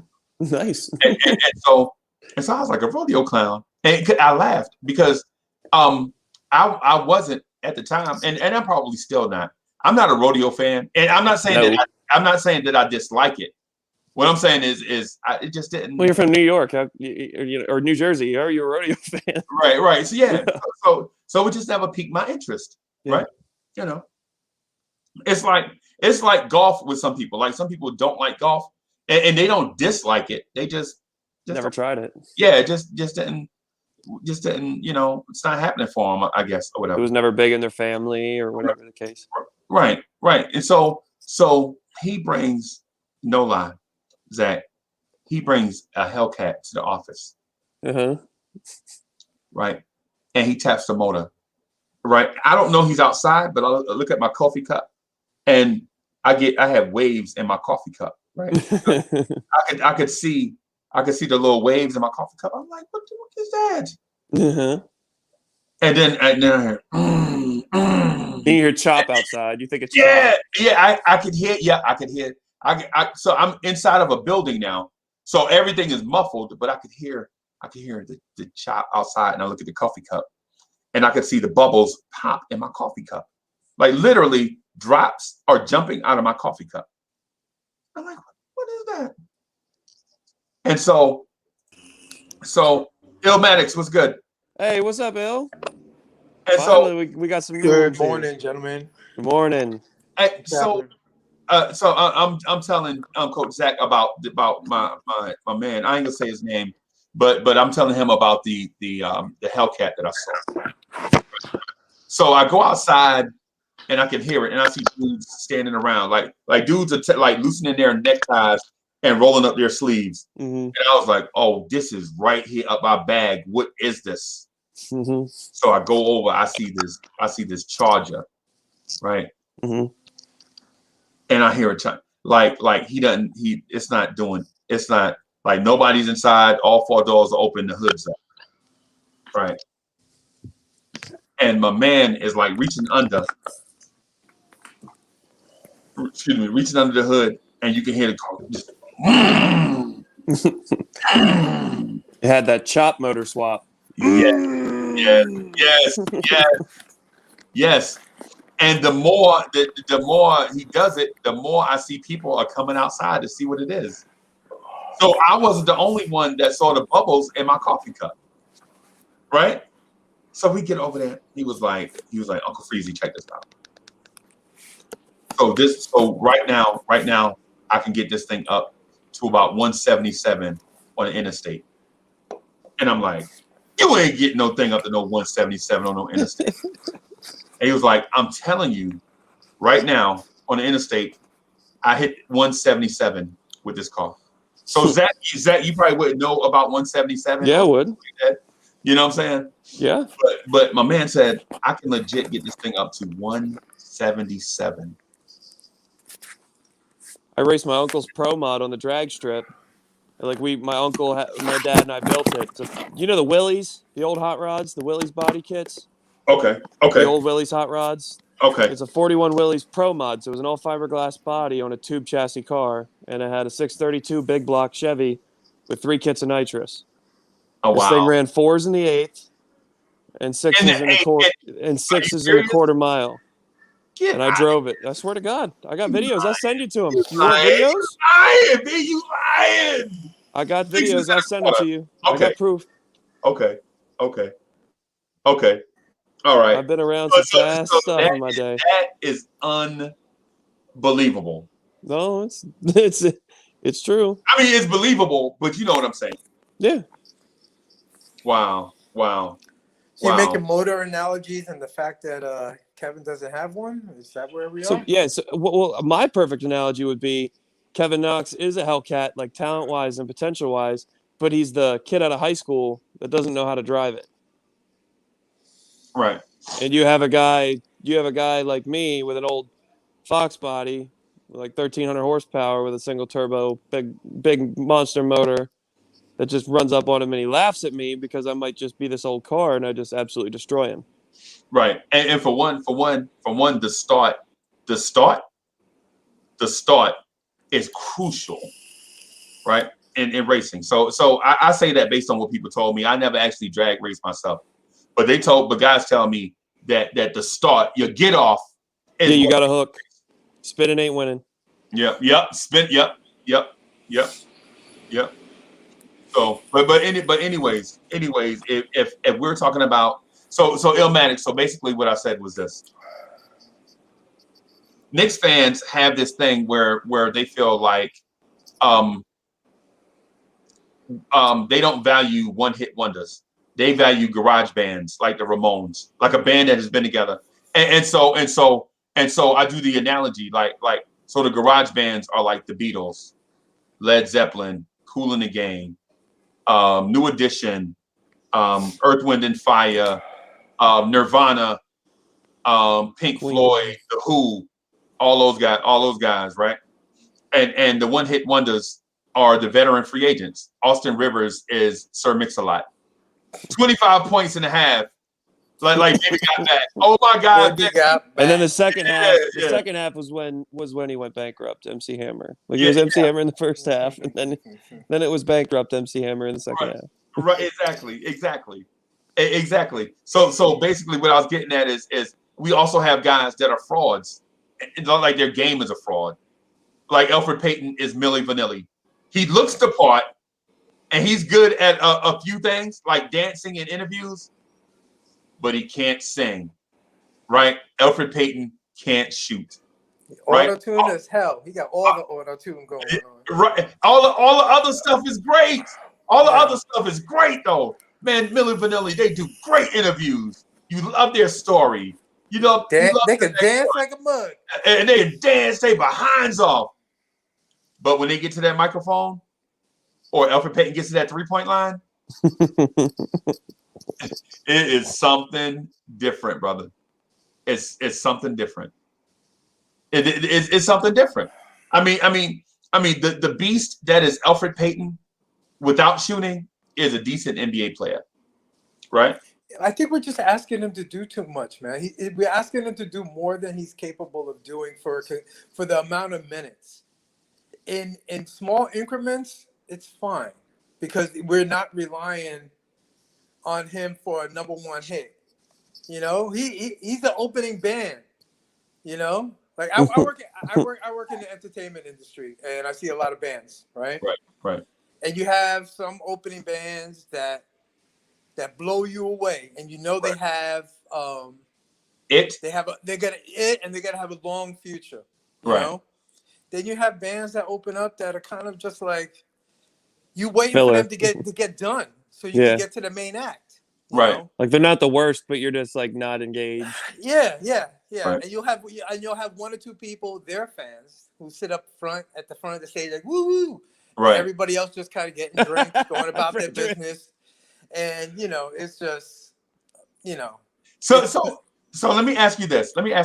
Who is your favorite band of all time? All time. Oh wow, dude. That's what I said. You can't ask me that. Go ahead and say Queen. Say Queen. No. I'm thinking for me more Bad Brains, Chili Peppers, Fishbone, Alice in Chains. The Red Hot Chili Peppers. Yeah. The man who likes Knox. Buried in my excuses. Won't you come and save me? Yes. No, but I mean, it's just even with the both of them, man. Both of them is just we need more. Just because we talked about this the other day, dude. The team doesn't need to go to its highest levels, but it needs to move forward. And these guys are not helping them move forward. Like I was listening last night to what you were saying, and about Knox and the position not getting that the position is a problem, not necessarily the players, but the positions. But I kind of disagree, bro, because yes, we're not getting. Let's say Tone Loc. Hey, Rick's name Ernesto said Tone Loc. Wow. Hey, what? Hey, so maybe two hit wonder, because he had Funky Cole Medina and Wild Thing. Yeah, Funky Cole Medina. Yeah. Wild Thing. Oh, that makes me think of Major League. Oh, I love that movie. I love both those movies. Yeah, but we need more than that, man. We need more than that. It's just for the sake of the team progressing and see, because you're not gonna know what you have in RJ truly without a real point guard. We're not gonna know what Mitch is without a true point guard. We're not gonna know what Obi is without a true point guard. You know? Yeah, we don't just need a finishing act. We don't just need a middle between the opener and the main. We need a great opener, a great main guy, and a great ending closing act. Yeah, no, So, it's, We need everybody. name a band that you can compare Kevin Knox to, so that I can understand, so I can have a understanding of what you're Oh saying. Lord. A real band, like legit. So what's up, Will Baggs? What's good? he's more like the Jay Giles band, man. You know, He like Hootie and the couple of- Blowfish. He just disappeared. a couple of good songs, but most of their songs are kind of meh. Like Right, Hootie and the right. Blowfish. When you listen to their whole album, you could cherry pick 1 or 2 songs. Right, but the other songs are not terrible. They're just not memorable. Yeah, and they don't do anything for you. It's not Right. why you bought. It's not why you bought the CD or the album. That's Right. for sure. So Kevin Knox's 3-point shooting is kind of like them having a hit on an album. But everything else is. You just skip through. Let me put that first song I like on replay. Let's not worry about the rest of the album. Right. Yeah, there's some albums you could play front to back. Oh, Right. Every song is good. You Right. know? Right. Chili Peppers, Hot, Blood, Sex, Sugar, Magic. Every Right. single damn song on that album was good. Right. You can listen to that thing all the way through. All the way through. Right. Bad Right. So Brains, Eye Against Eye. You can listen to that all the way through. right. And so in a weird way, and Kat's gonna look at me funny, but so Guns N' Roses has an album, right? And I think it came out around 87, 86, 87. And so I listened to the whole album front to back, maybe about 2 or 3 times a year. Like I can legit put it on and rock to it, right? Hey, it's got like Welcome to the Jungle and all of that stuff on it. yep. And so I can listen to that album from front to back because it's good music. You know what I'm saying? I forget what the name of it is. And people are being like, man, you know what Kevin Knox shot on such and such day, such and such time? Yeah. But when it comes to music, man, I just like certain music. So I don't remember everything, but I remember what's dope. You remember like you know Motley Crue, right? Yeah. A little bit. Remember when Vince Neil quit the band, or they broke up for an album? Yeah. And they had a self-proclaimed Motley Crue was the name of the album with its singer, and nobody liked it, nobody listened to it, nobody remembers it. So Right. Motley Crue is like Kentucky, and Kevin Knox is that self-proclaimed Motley Crue album. Oh wow. The rest of the albums Wow. are the prospects. What we need. We is need Sammy Dr. Feelgood. No, we need And Sammy we got- Hagar to replace David Lee Roth in Van Halen. That's what we need. Wow. You know? We need the other prospects. I was just saying, like, we need Dr. Feelgood, and we ended up with the Kevin Knox album. Yeah. Oh. No. Wow. It's just it's very unfortunate for us and Kevin Knox that he just doesn't have the drive. You talk about the things, it's more the things that he doesn't do. It's not what he does, it's what he doesn't do. Right. He doesn't play with a sense of urgency. He doesn't play with dude, if he was just like a hustle guy, look how much dude, I am an avowed Frank cultist. Right.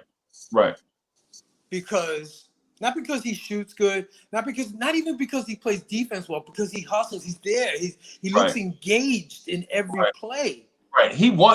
So that's what I mean. So Frank is a guy with maybe limited physical gifts, but plays as hard as he can with those physical gifts. Yeah, right? And he's there. He's like, you can say whatever you want about him. He doesn't take plays off, and he doesn't, and he's engaged in what's going on. I said Frank should get he's 6'6". He grew. Like, he was listed at 6'4", now he's 6'6". Like, when you see him around other people, you can tell he's 6'6". You can't tell me he can't guard more threes in today's game than Kevin Knox could. He probably could. He shoots the corner three better than, he shoots the corner three in a catch and shoot situation like Kevin Knox. So why not? And he's never disengaged. He always hustles. Why not give him Kevin Knox's minutes? Right. Because they signed Kevin Knox to his additional I don't care. I know. I don't care. But you know what?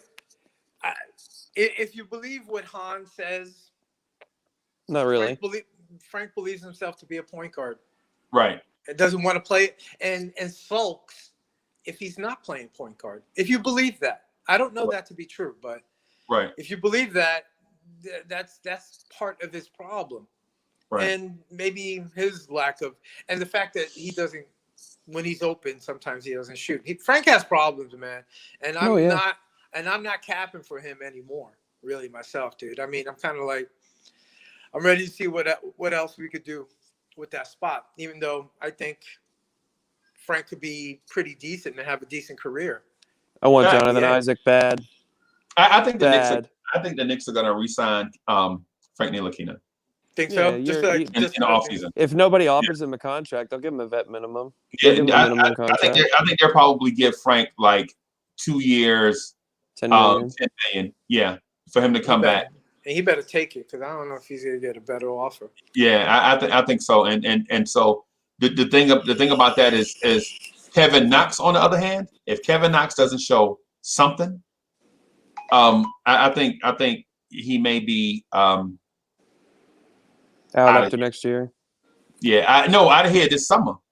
No, even though they extended, even though they took the option.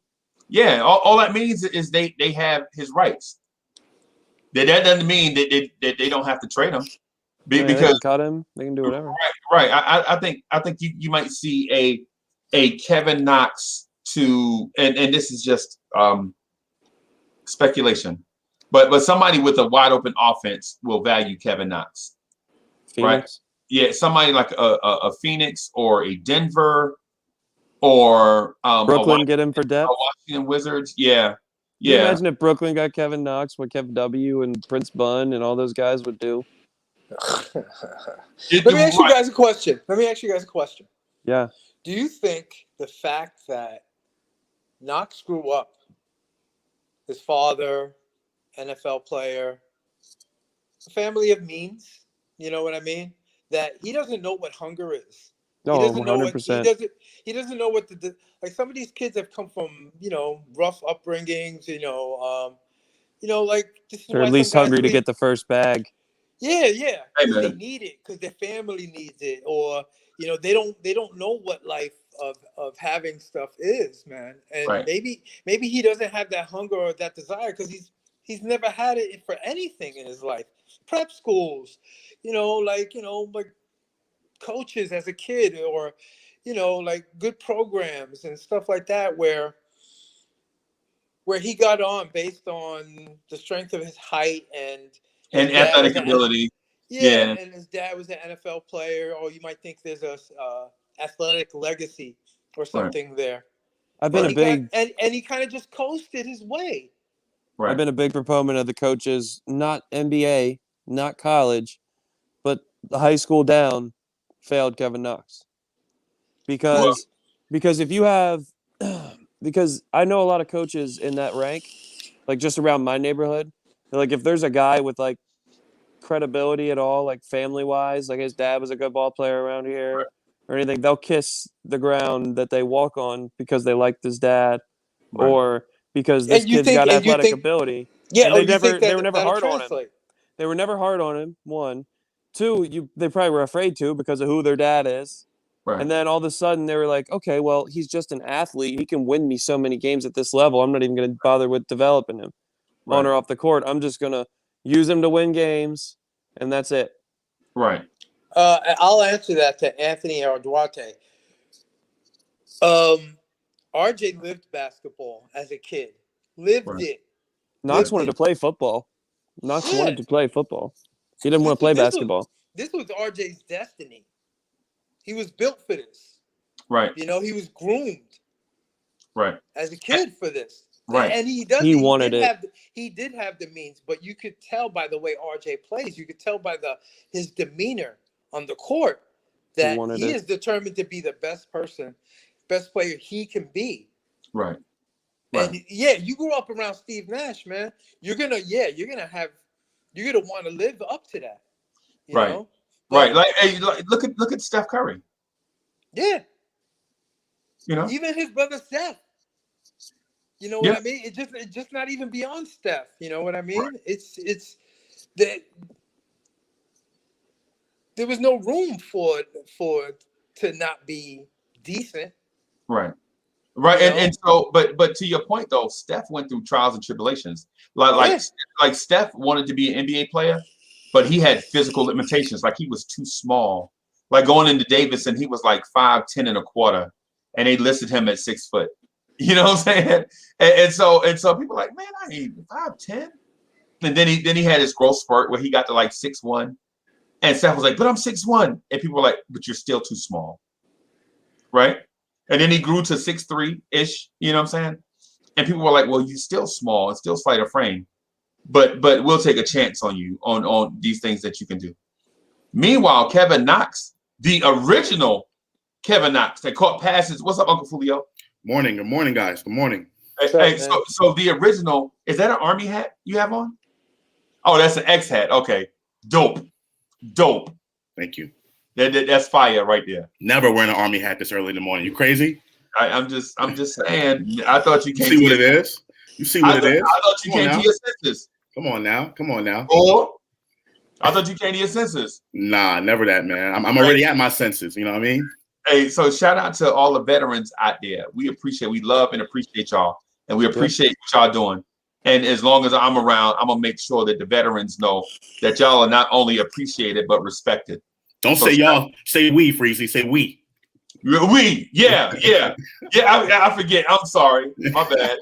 I'm gonna make sure that we are appreciated and respected for the contributions to this great nation of ours and the people that we protect and sacrifice our lives for, and people don't have an idea what we go through. Can't thank you guys enough. Thank you. All this joking and trolling aside, what we do on here, I can't thank you guys enough. Right. And so sleep good, young Prince, because the guards are at the gate. How about that? I appreciate my life in this country, man. Thank you very much. Yeah, man. Right. Hey, man. So what's good, Uncle Fulio? What's happening? Nothing much. Can you guys hear me? Yeah. Yep. Loud and clear. Nothing much. I've been, Freezy, I just want to say it's an honor and a privilege to be on here. During the week it's very hard for me to get on because Uncle Sam's got me. You know what I mean? Right. During the morning time and at night, it's very hard. It's particularly with the West Coast trip and everything like that the team went on. So I just want to say it's an honor and a privilege to be here. I want to chime in on a lot of what you guys are saying, but really, I'm here to talk to my man Zach. Okay, my man Zach. Because last night on Legion's show, he was saying some stuff, oh, this guy is so that's with you, Legion, and all of that. You know what I mean? So Zach, what's going on, man? Like, I don't understand. Like, what did I say that was so asinine and absurd that I'm all of a sudden the RJ hater? So What? No, first of all, it was jokes because you do be on his stuff a lot. And he's getting you a lot. It's all entertainment. It's just jokes around here, man. Okay, but it's nothing personal. But what you said about RJ? Hold on. There's a lot of crap with you and Legion. So update me. What do you mean update you? You took his side, so you should already know what you should already know. I took his side what I was told, but is there anything else I need to know? I don't know what you know. Okay, about how you said he wanted to go to the bench. All right, so let me start there. That's about all I know. I'll start there. RJ Barrett in the beginning of the season was playing like trash. Yeah, straight up trash. Okay, a slump, whatever you want to call it. But he was playing like trash. And he also was playing 38 minutes a game. Okay. And I felt like in order to open up his shot a little bit more, it might better suit him to bring him off the bench. I didn't want to cut his minutes. I didn't want to send him to the G League. I don't want to trade RJ Barrett. I like RJ Barrett. I really do. I like his game a lot.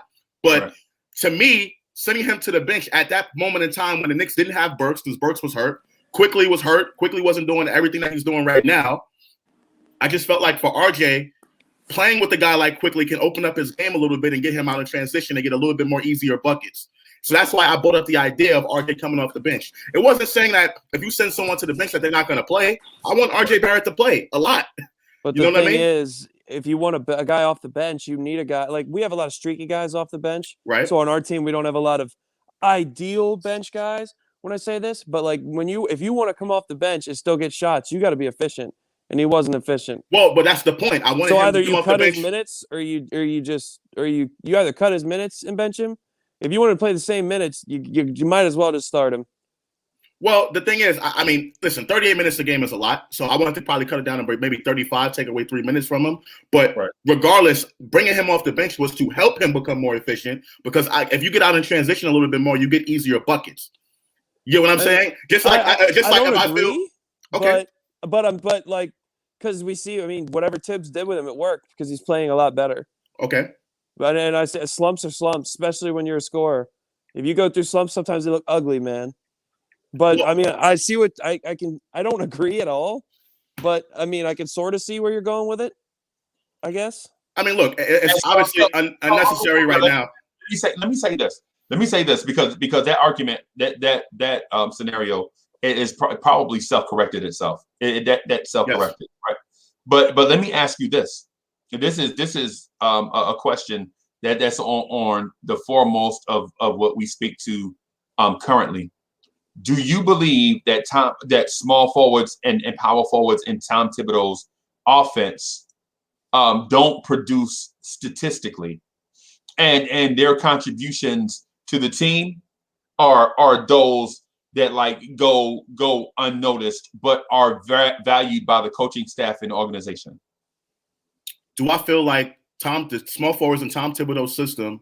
Okay, so let me ask you this. So when Tom Thibodeau was in Chicago, outside of Luol Deng, what other small forward produced for Tom Thibodeau? I mean, I don't remember. This was a while ago. Right. Luol Deng comes to mind when I think of small forward in Chicago.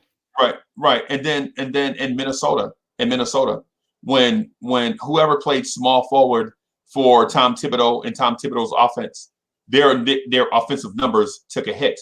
It's the reason why Jimmy Butler wanted to move back to shooting guard and moved Andrew Wiggins there.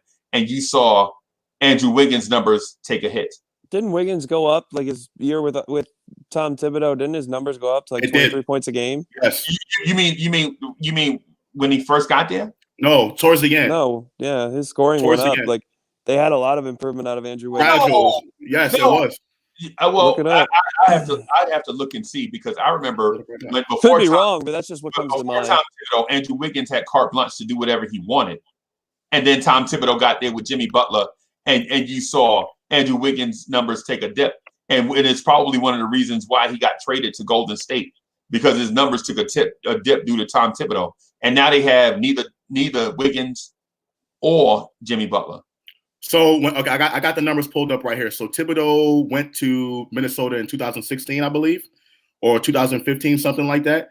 So the point totals per game per season for Andrew Wiggins, going in order: 20.7, 23.6, 17.7, 18.1, 21.8, and then 22.4. Okay. Yeah, so I think he went up to 23 points a game the full year he had him. Okay. Yes. And the full year he had everybody, but what my argument to that is that like if LeBron James or Kawhi Leonard or Paul George were small forwards for Tom Thibodeau, you wouldn't see a dip. Exactly. It's the talent they have. Exactly. Deng was the best small forward he ever had before in Chicago. Right. Yes.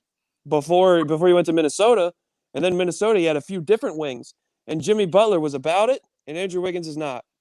So, and Jimmy Butler is going to be more featured. He's going to be a better basketball player because he's about it. Because Wiggins isn't. Yeah. Butler is more assertive. As far as physical talent and skill, you could argue Andrew Wiggins is more physically gifted than Jimmy Butler. You could argue.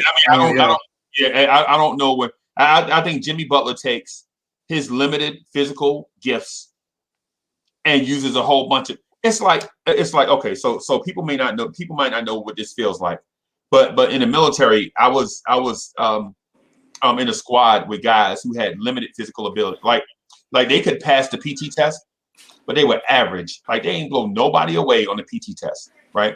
The PT nobody was running like 11-minute 2-mile. Nobody was doing like 80 or 90 push-ups. These dudes was doing like 55, 60 push-ups, 55, 60 sit-ups. You know what I'm saying? Run the 2-mile in like 15 minutes. You know what I'm saying? All these different things. But when we got in the field, they would not lose. No matter what we did, when we got in the field, they would not lose. No matter what the task was, they didn't have all the physical gifts, right? But they had a certain level of physical and mental stamina where they would not lose. Like we would be like, for instance, we were stationed in a place, right? We were stationed in a place, and we were told we would be there for 20 days. So we staged. We knew it. We staged. We did all our prep stuff. We shook hands, hugged babies, kissed girlfriends, all that stuff, because we knew we were going to be gone for 20 days. Right? When we get there, about 10 days in, they're like, hey man, listen, I know we said 20 days, but at the end of these 10 days, we need y'all to stay for 20 more days, because the group that was coming to replace y'all got sent somewhere else. You know what I'm saying? The somewhere else is not important. This just, we were there for 20 more days. So dudes were pouting like, oh man, you told me 20 days. And now halfway through, you're going to tell me such and such. So, but you know what? Dude, you saw grown men crying. They were missing their wives, missing their moms and all kind of stuff. And so at the end of the first 20 days, Top comes to us and be like, hey, y'all, listen, we're going to do these next 20 days. And we're going to show everybody how good we are. We're going to make a name for ourselves. We're going to establish a reputation that when you send this group of guys anywhere, and I don't want to say the name or none of that stuff or what we were doing, but the fact is, when you send this group of guys anywhere, you're going to get the very best. And you're going to get a mission that is accomplished, right? So about 30 days in, right? Top comes to us and says, hey, y'all, the guys that they were going to send us to replace us got sent somewhere else. So we got to do 20 more days, right? So you would think the guys that were crying and all that stuff that missed their wives and stuff, you know what they said? They were like, yo, not only are we going to do what Top said and establish ourselves and be the very best, we're going to knock this thing out the park. We're going to want them to send us to do this thing every time they want somebody, right? So we do these 3 20-day things, right? These 20-day things, and Navy guys wouldn't notice because all of them work in offices and air conditioning, and they drink sweet coffee and get the very best meals that the government can provide. But Army guys, Army guys know what it's like to you know what I'm saying, have mud in their underwear. You know what I'm saying? They know what that's like. They know what it's like to take off a muddy, wet uniform to only put on a wet uniform. You know what I'm saying? It's clean. It's still wet though. You know what I'm saying? They know what it's like to be outside and it's 40 degrees and you soaking wet. But anyway, Navy guys don't know that. Come on. Navy guys march around in parades and stuff. They don't know what that feeling's like. So hey, anyway, man, we need every branch. I know you know that. I know it's jokes, but we need every branch. But Zach, at the end of the third 20-day thing, right? Everybody, you have dirt in places you didn't know dirt could get lodged in. And I'm talking about on your body. I ain't talking about in your TA50. I'm talking about on you. You know what I'm saying? Like, I get mud inside my ear. Every time I dig in my ear, I'm like, mud. Oh, God, dog it. So anyway, at the end, so we clean up our TA50. We stage our vehicles. Our vehicles get sent back to post. All our TA50 gets sent back. The bus, so we get a bus, an old school Bluebird bus. And for those that don't know what a Bluebird bus is, you don't want to know what a Bluebird is. It's just a scoop. So anyway, we get on this bus, you know what I'm saying? And it takes us. So they're like, hey, you know what we're going to do? Since y'all did this. So DC says we're going to stop in Las Vegas for 2 days. Let y'all. I know, I'm sorry. So we get a 4-day weekend in Las Vegas, Nevada. Right. So we in Las Vegas, right? And so we in Las Vegas having the time of our life, like eating at buffets and all kind of stuff. All the stuff that cats like me, from the eating city, in buffets at Las Vegas. Yeah, cats like me, I had never experienced that, so I didn't know what it was like. To me, it was the thrill of a lifetime. So the night before it's time for us to come back, they like, yo, we gonna send y'all to Disney World. Just one day, we just gonna have y'all go to Disney World. And so we go down. So we like, golly, this was worth it. You know what I'm saying? We going to Disney World. We're going down the highway in California. We telling stories. The Bluebird rocking because we like, yeah, we going to. And so we get so close to LA that we like everybody is getting in a mode except the sky is on fire. Right? You're like, what in the world? The sky is orange down here. It's fires everywhere, right? And so they stopped the bus on the highway. Like traffic is backed up 70 miles outside of Anaheim, right? They're like, yo, we can't go any further. There's something going on in LA, right? It's the LA riots. Oh, right. It's the LA riots. So we sit on the highway. The Rodney Kings? Yes. So now it's like, yo, so we got this, we might need y'all help with something. So it's 10 bluebirds stuck on the highway, and they like, yo, we might need y'all to help out the National Guard and all this stuff. And so for the brothers, we looking around like, yo, I don't know if this is the fight that I want to get in. You had Andrew Wiggins behind you or what? No. But I understand your point, because the mission is the mission. That's what Josh getting at. The mission is the mission. But anyway, so we get off. We somebody, they don't need our help. We come back to post, and all the families and everybody is at the dock, like at the motor pool at the dock. And so my girlfriend that I had been dating for like a month and a half, is, before that, has tears in her eyes. She happy to see Uncle Freezy. Uncle Freezy might finally make it back home. And you see all of this stuff happen.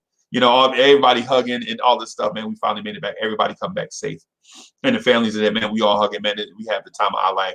We go to them. Of course, we get back on a Tuesday, and it's like we got to work these first 2 days back.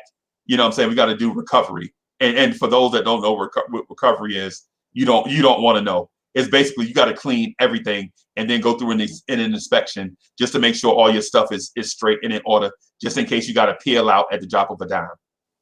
But the post commander says, Uncle Freezy, you and your crew did such a good job. I was gonna give y'all this Saturday and Sunday off. Y'all go ahead and take a 4-day weekend. I'll holler at y'all Tuesday morning.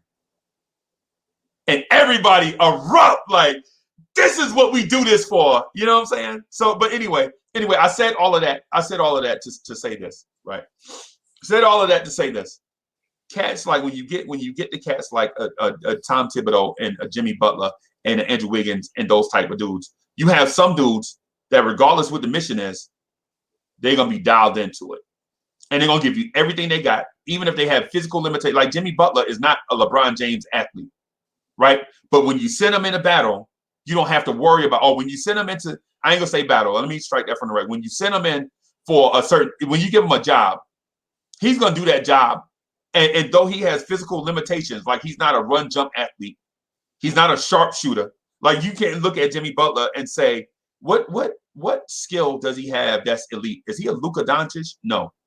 Is he a LeBron James type athlete? No. But what he does is he takes what he has, and he's great at it, right? He takes what he has, and he finishes the job. So Uncle Fulio, did you know anybody like that? Have you ever come across somebody like that? Some people absolutely all the time. Right. And so you give them the job, and you don't know how they're going to do it. You know what I'm saying? But you know that they will do it. That's Jimmy Butler. It's going to get done. Yeah, absolutely. Right. So but when you look at Andrew Wiggins, who does have those physical gifts, he is a run jump athlete. He does have some level of skill. And you're like, well, why isn't he like Jimmy Butler?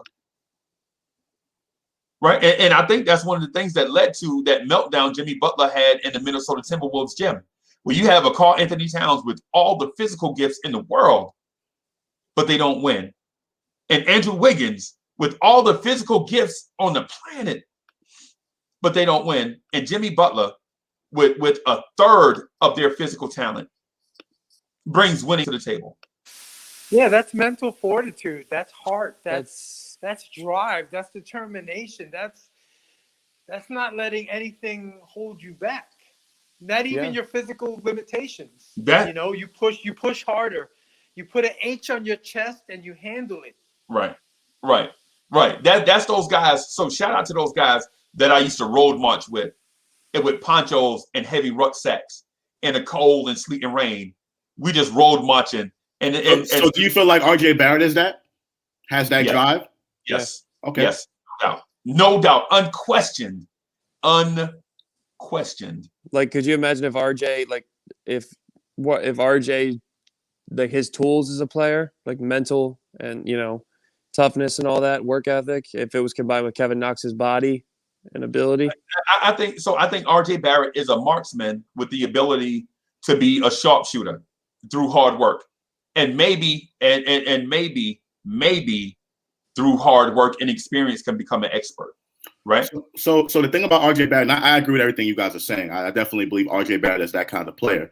But in the beginning of the season, when I brought up RJ Barrett coming off the bench, it was an extension of what was happening last season with him, because he wasn't efficient last year either during the course of the season. And people are like, well, he didn't play a full, a whole season. To me, that's just baloney, right? Because everyone didn't play a full season last season because of COVID, or whoever didn't make the playoffs, right? And towards the beginning of this season, some of the same things were happening. He was shooting efficient. Shots were going off the back iron of the rim. They were going off the back, off the backboard. It looked ridiculous. So to me, I wanted to help him get easier shots and to get him out in space a little bit. Obviously, it's unnecessary now, but I stand by what I said before, and I'm going to call you out if you're playing like crap. He was playing like crap. You know what I mean? So that's where that came from. I'm glad he's playing better now. I'm glad he's, coming into his own and everything like that. So, we still have to see. But everyone is saying, well, Elfrid Payton is the reason why RJ Barrett wasn't shooting that well. You can't say that now. You can't blame not having a point guard on RJ Barrett, because we see what RJ Barrett can do, right? So it's not a point guard. I understand that the Knicks need a point guard, but Elfrid Payton is not the reason why RJ Barrett was missing all those shots. RJ Barrett was the reason why he was missing those shots. Right. I never said Elfrid Payton, but what I always I know, but a lot of people do. They say, the Knicks don't have a point guard, so. If you guys remember how, and I'm not saying RJ is this guy or will be this guy, but Tracy McGrady and Kobe Bryant, when they came in, their minds and their egos and their work ethics, their attitudes were ahead of their body and ahead of their skills. You remember Kobe shooting all those air balls when it mattered. You remember him slowly coming in. You remember T-Mac starting off slow, and it's, but they work through it, and then once their body catches up with their heart, you know what I mean? Their intangibles catch up with their heart, then look what happened. Right. You know what I'm saying? I don't blame him as a point. I just think I can understand where you're coming from. I think when he was slumping, instead of just slowly working it in within the offense, Thibodeau was working with him to keep shooting, and he was like, well, I'm RJ Barrett. I'm going to show you why I'm RJ Barrett. I'm going to shoot myself out of the slump. It might not have been the best way to do it, but I think that's where it got a little worse and worse and worse until it got better. The thing about RJ Barrett is he still took those physical, like none of us are saying RJ Barrett is a run jump athlete, right? So let's establish that Barrett, he can't jump over a quarter. Right. RJ Barrett is not a run jump athlete, but what he does have is will and determination. Yep. Right. He is determined to be better than everybody, including those run jump athletes. Right.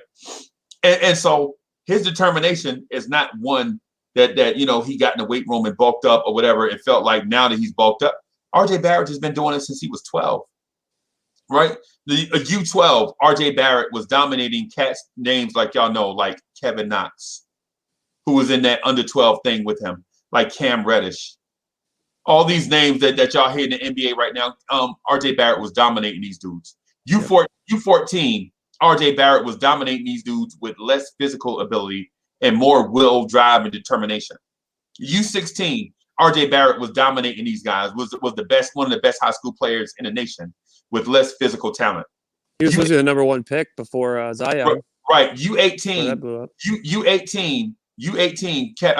RJ Barrett took Team Canada and knocked off the highly, highly touted, maybe the most physically gifted United States team ever. They lost to Team Canada with Iggy Brasdakis and RJ Barrett.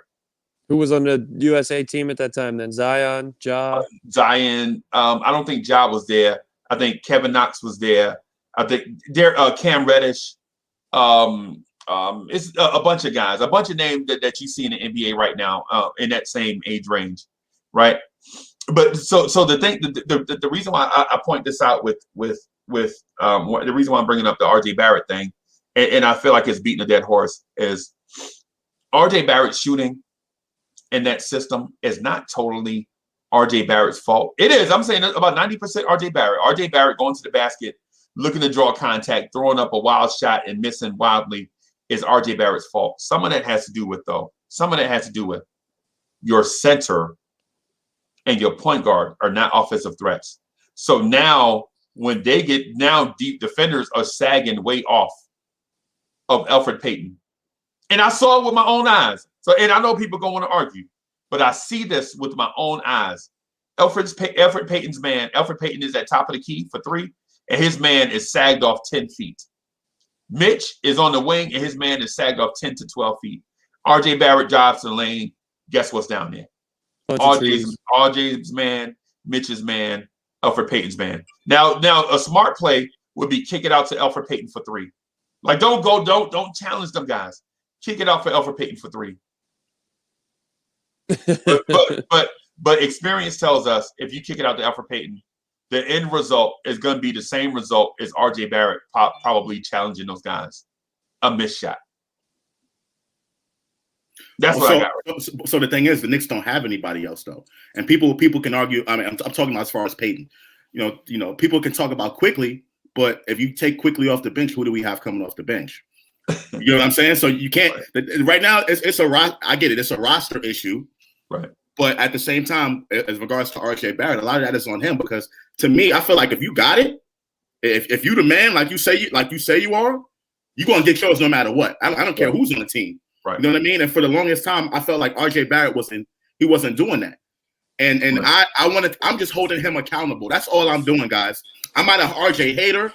You know what I mean? I like RJ Barrett, but I want to hold him accountable just like I hold everybody else accountable across the board. Randall, all these guys. Because outside of Julius Randle, there hasn't been no other Knick that's been consistent in the offensive end. No other Knick. So what's your hate factor on Randall? I don't have any. I'm talking about just accountability. I'm going to hold guys accountable across the board, no matter who you are. Especially if you're playing 38 minutes a game, I'm going to hold you accountable. So I have one other question for you, and I want to get back to the Randall thing, but it's fresh on my mind. It's fresh on my mind, man. Hey, so this channel has a debate league. It's called the Blarns Tears Debate League, right? And I'm asking you,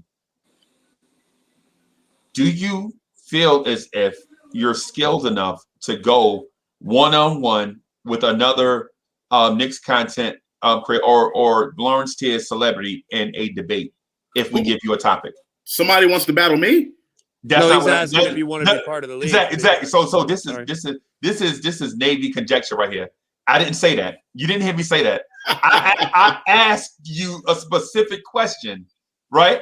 Illmatics, did I not ask him a specific question? Yeah. So I asked him. I said, so this channel has a debate league, and guys on this channel like to debate each other about certain topics. Do you feel as if you are skilled enough to debate others on this channel and be in this debate league? That's what I'm asking you. Yes or no? Do I feel? Yes, I feel. Yes, I do feel that way. Okay. So what I want to do, and you don't have to answer this right now, but it's just something to think about. If we offered you an invitation to debate people and put you on our Blarns Tears debate rankings, would you be open to accepting challenges from contenders for the Blarns Tears debate championship? Absolutely. Can I throw my hat in there too?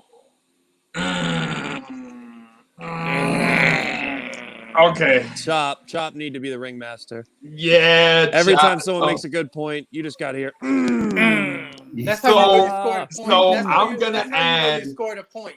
The number of you got it. So I'm gonna add Uncle Fulio to the debate rankings. And in fairness, Uncle Fulio, we have to add you at the bottom. You know, you have to climb your way up to the top. I can't insert you anyway. You know, the chat does the rankings, right? Who you knock off matters, right? I wouldn't have it any other way. I'm trying to start at the bottom too, Freeze. I know this. Coach Zach, chill out. Coach Zach, chill out. We don't want debaters putting their paws on Coach Zach.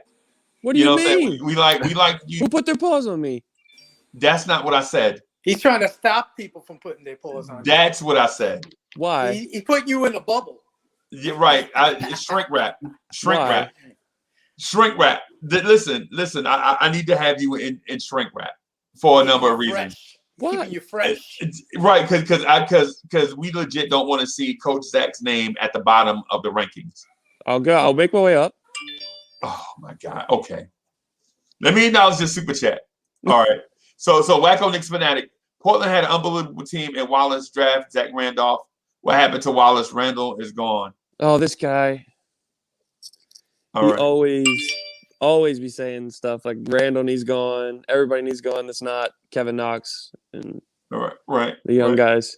Well, I'm gonna just touch on this thing and then I'll get back to our conversation. So Uncle Fulio, what happens is this. So occasionally on the weekends, we'll let a few people shoot the fair one, so to speak.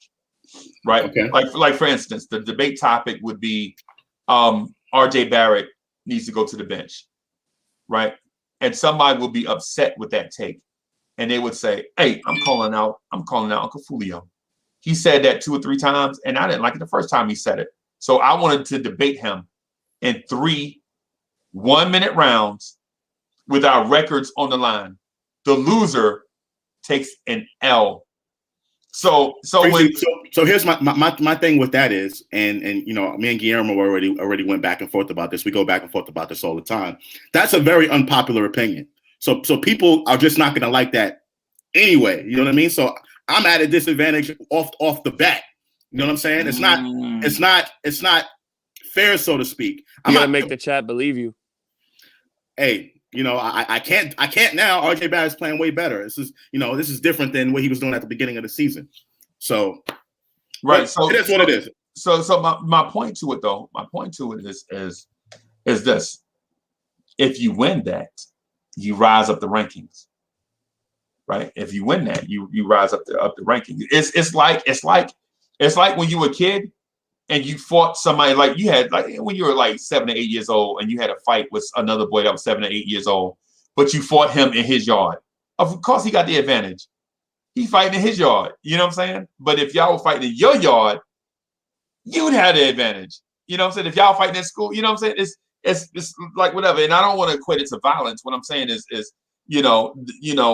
for instance, if I gave you a home run type question like,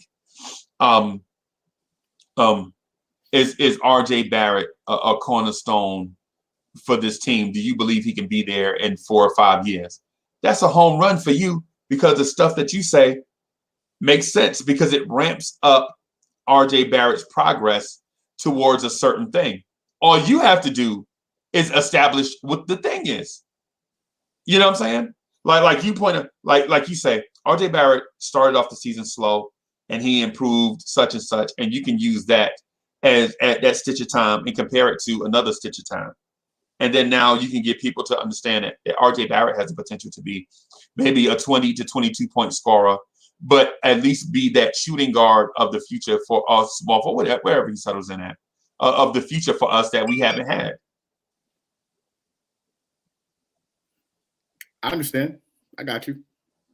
All right. So I had so I'm gonna give you an example. I had a hot take yesterday on MBK. Shout out to Sim and everybody. And we were talking about the potential Bradley Beal trade, right? Right. And everyone was like, oh, you know, we're trading away the farm. It's going to be like Carmelo all over again. And I disagree with that. But a lot of people were like, oh, you know, Josh, you had another awful take. So then I doubled down on my point and I said that if the Knicks were to get Bradley Beal, he'll be the most talented guard that the Knicks have had in the last 20 years. And I even went even further. I said, if we get Bradley Beal, he'll be the most talented guard the Knicks have ever had. Right. Everyone in the chat goes, oh, my God. Oh, I can't believe he said that. Right. And then they were like, well, what about Walt Clyde Frazier and Earl Monroe? The Knicks have ever had. And then I said, too bad we got to go back 50 years to talk about who the last Knicks guard was that was really, really good. You know what I'm saying? So it's hot takes like that I have that are very, very unpopular, but, you know, I can prove them. You know what I mean? Make it make sense. You got to make it make sense, Josh. Right. Exactly. So but I do get what you're saying, though. Like sometimes it's impossible when you got a chat voting, but you got to make the chat believe you. Right, Okay. but the thing is though, the thing is with the chat, the chat is not a super young chat or a chat that's ignorant, a chat that's ignorant of history or a bloodthirsty chat. The chat wants to believe in somebody in a debate setting. They want to believe in somebody. They want a champ that's going to represent them, right? And so the thing is, if you don't believe you're the guy that the chat believes in, then don't debate. But the chat, for the most part, want to rally around a certain player. I mean, a certain debater. That's what they want. That's what they want. That's why they chant your name in the chat. Like when it comes time to vote, you'll see a name straight down in the chat. Like if you win, you'll see Josh, Uncle Fulio, all the way down. You know what I'm saying? But if you whack, they're gonna be like, whoever the other person is. Freezer, you know good and darn well if a topic comes up about Elfrid Payton, and I even attempt to defend Elfrid Payton a little bit, that I'm gonna lose that argument. Knicks fans are not like Elfrid Payton. That's like a fact. You know what I'm saying? But let me ask you this: Is there a smoke to that fire? Absolutely. So what is the smoke to that? Why would how can you turn Knicks fans that have seen Elfrid Payton suck into guys that believe your point about Elfrid Payton is right? Because I feel like, well, I mean, I don't know if this is going to be a topic or not, but to me, Elfrid Payton is the best starting point guard that we have on the roster right now. Right. You know what I'm saying? That's just a fact. That's a cheap comment, though. He's the starter. Well, Emmanuel Quickly is not taking his spot. Right, but that's like saying Mitchell Robinson is the best center that we got. Yeah. Nerlens Noel was about to take his spot at the beginning of the season, but he didn't though. He's the starter. Right. That's what I'm saying. You can't say oh yeah, Elfrid Payton is the best player that we got. Well, yeah, he's our starter. What about the other 450 players in the NBA? Where does he rank in that level? Right. Oh, okay. That's easy. That's easier then. Right. That's what I'm saying. You can't, if you use the argument that's the best player that we have. Well, that doesn't mean anything because we actually have probably the worst point guards, period, in the NBA. So that's not saying, we have the worst point guard situation in the NBA. Right. So him being the starter on the Knicks, that's not even good. That's not even, that's Josh, not even I could say you could use Ralph's argument, which always makes a lot of sense about Elfrid Payton. Contract, what do you expect a $5 million player? Yeah, his value is worth. What do you expect? He's playing, you know what I mean? I don't expect him to do much. That's what I'm saying. And people expect Chris Paul out of him. Right. And I think that's completely unfair. But my argument for Quickly is because when you got Randall, the offense runs through Randall. He's our point forward. So you need more shooting to space the floor, especially for RJ Barrett. RJ is their secondary playmaker. Right. As far as doing something with the ball or get it to somebody else. And so why not have Quickly, and I hate Kevin Knox, but this is devil's advocate. Why not have Quickly and Knox or Quickly and Shooter X in there instead of Elfrid Payton and Reggie Bullock to just space the floor a little bit better for those guys? Well, Reggie Bullock unit will look like garbage, but Reggie Bullock's not been as consistent as other guys, is what I'm saying this year.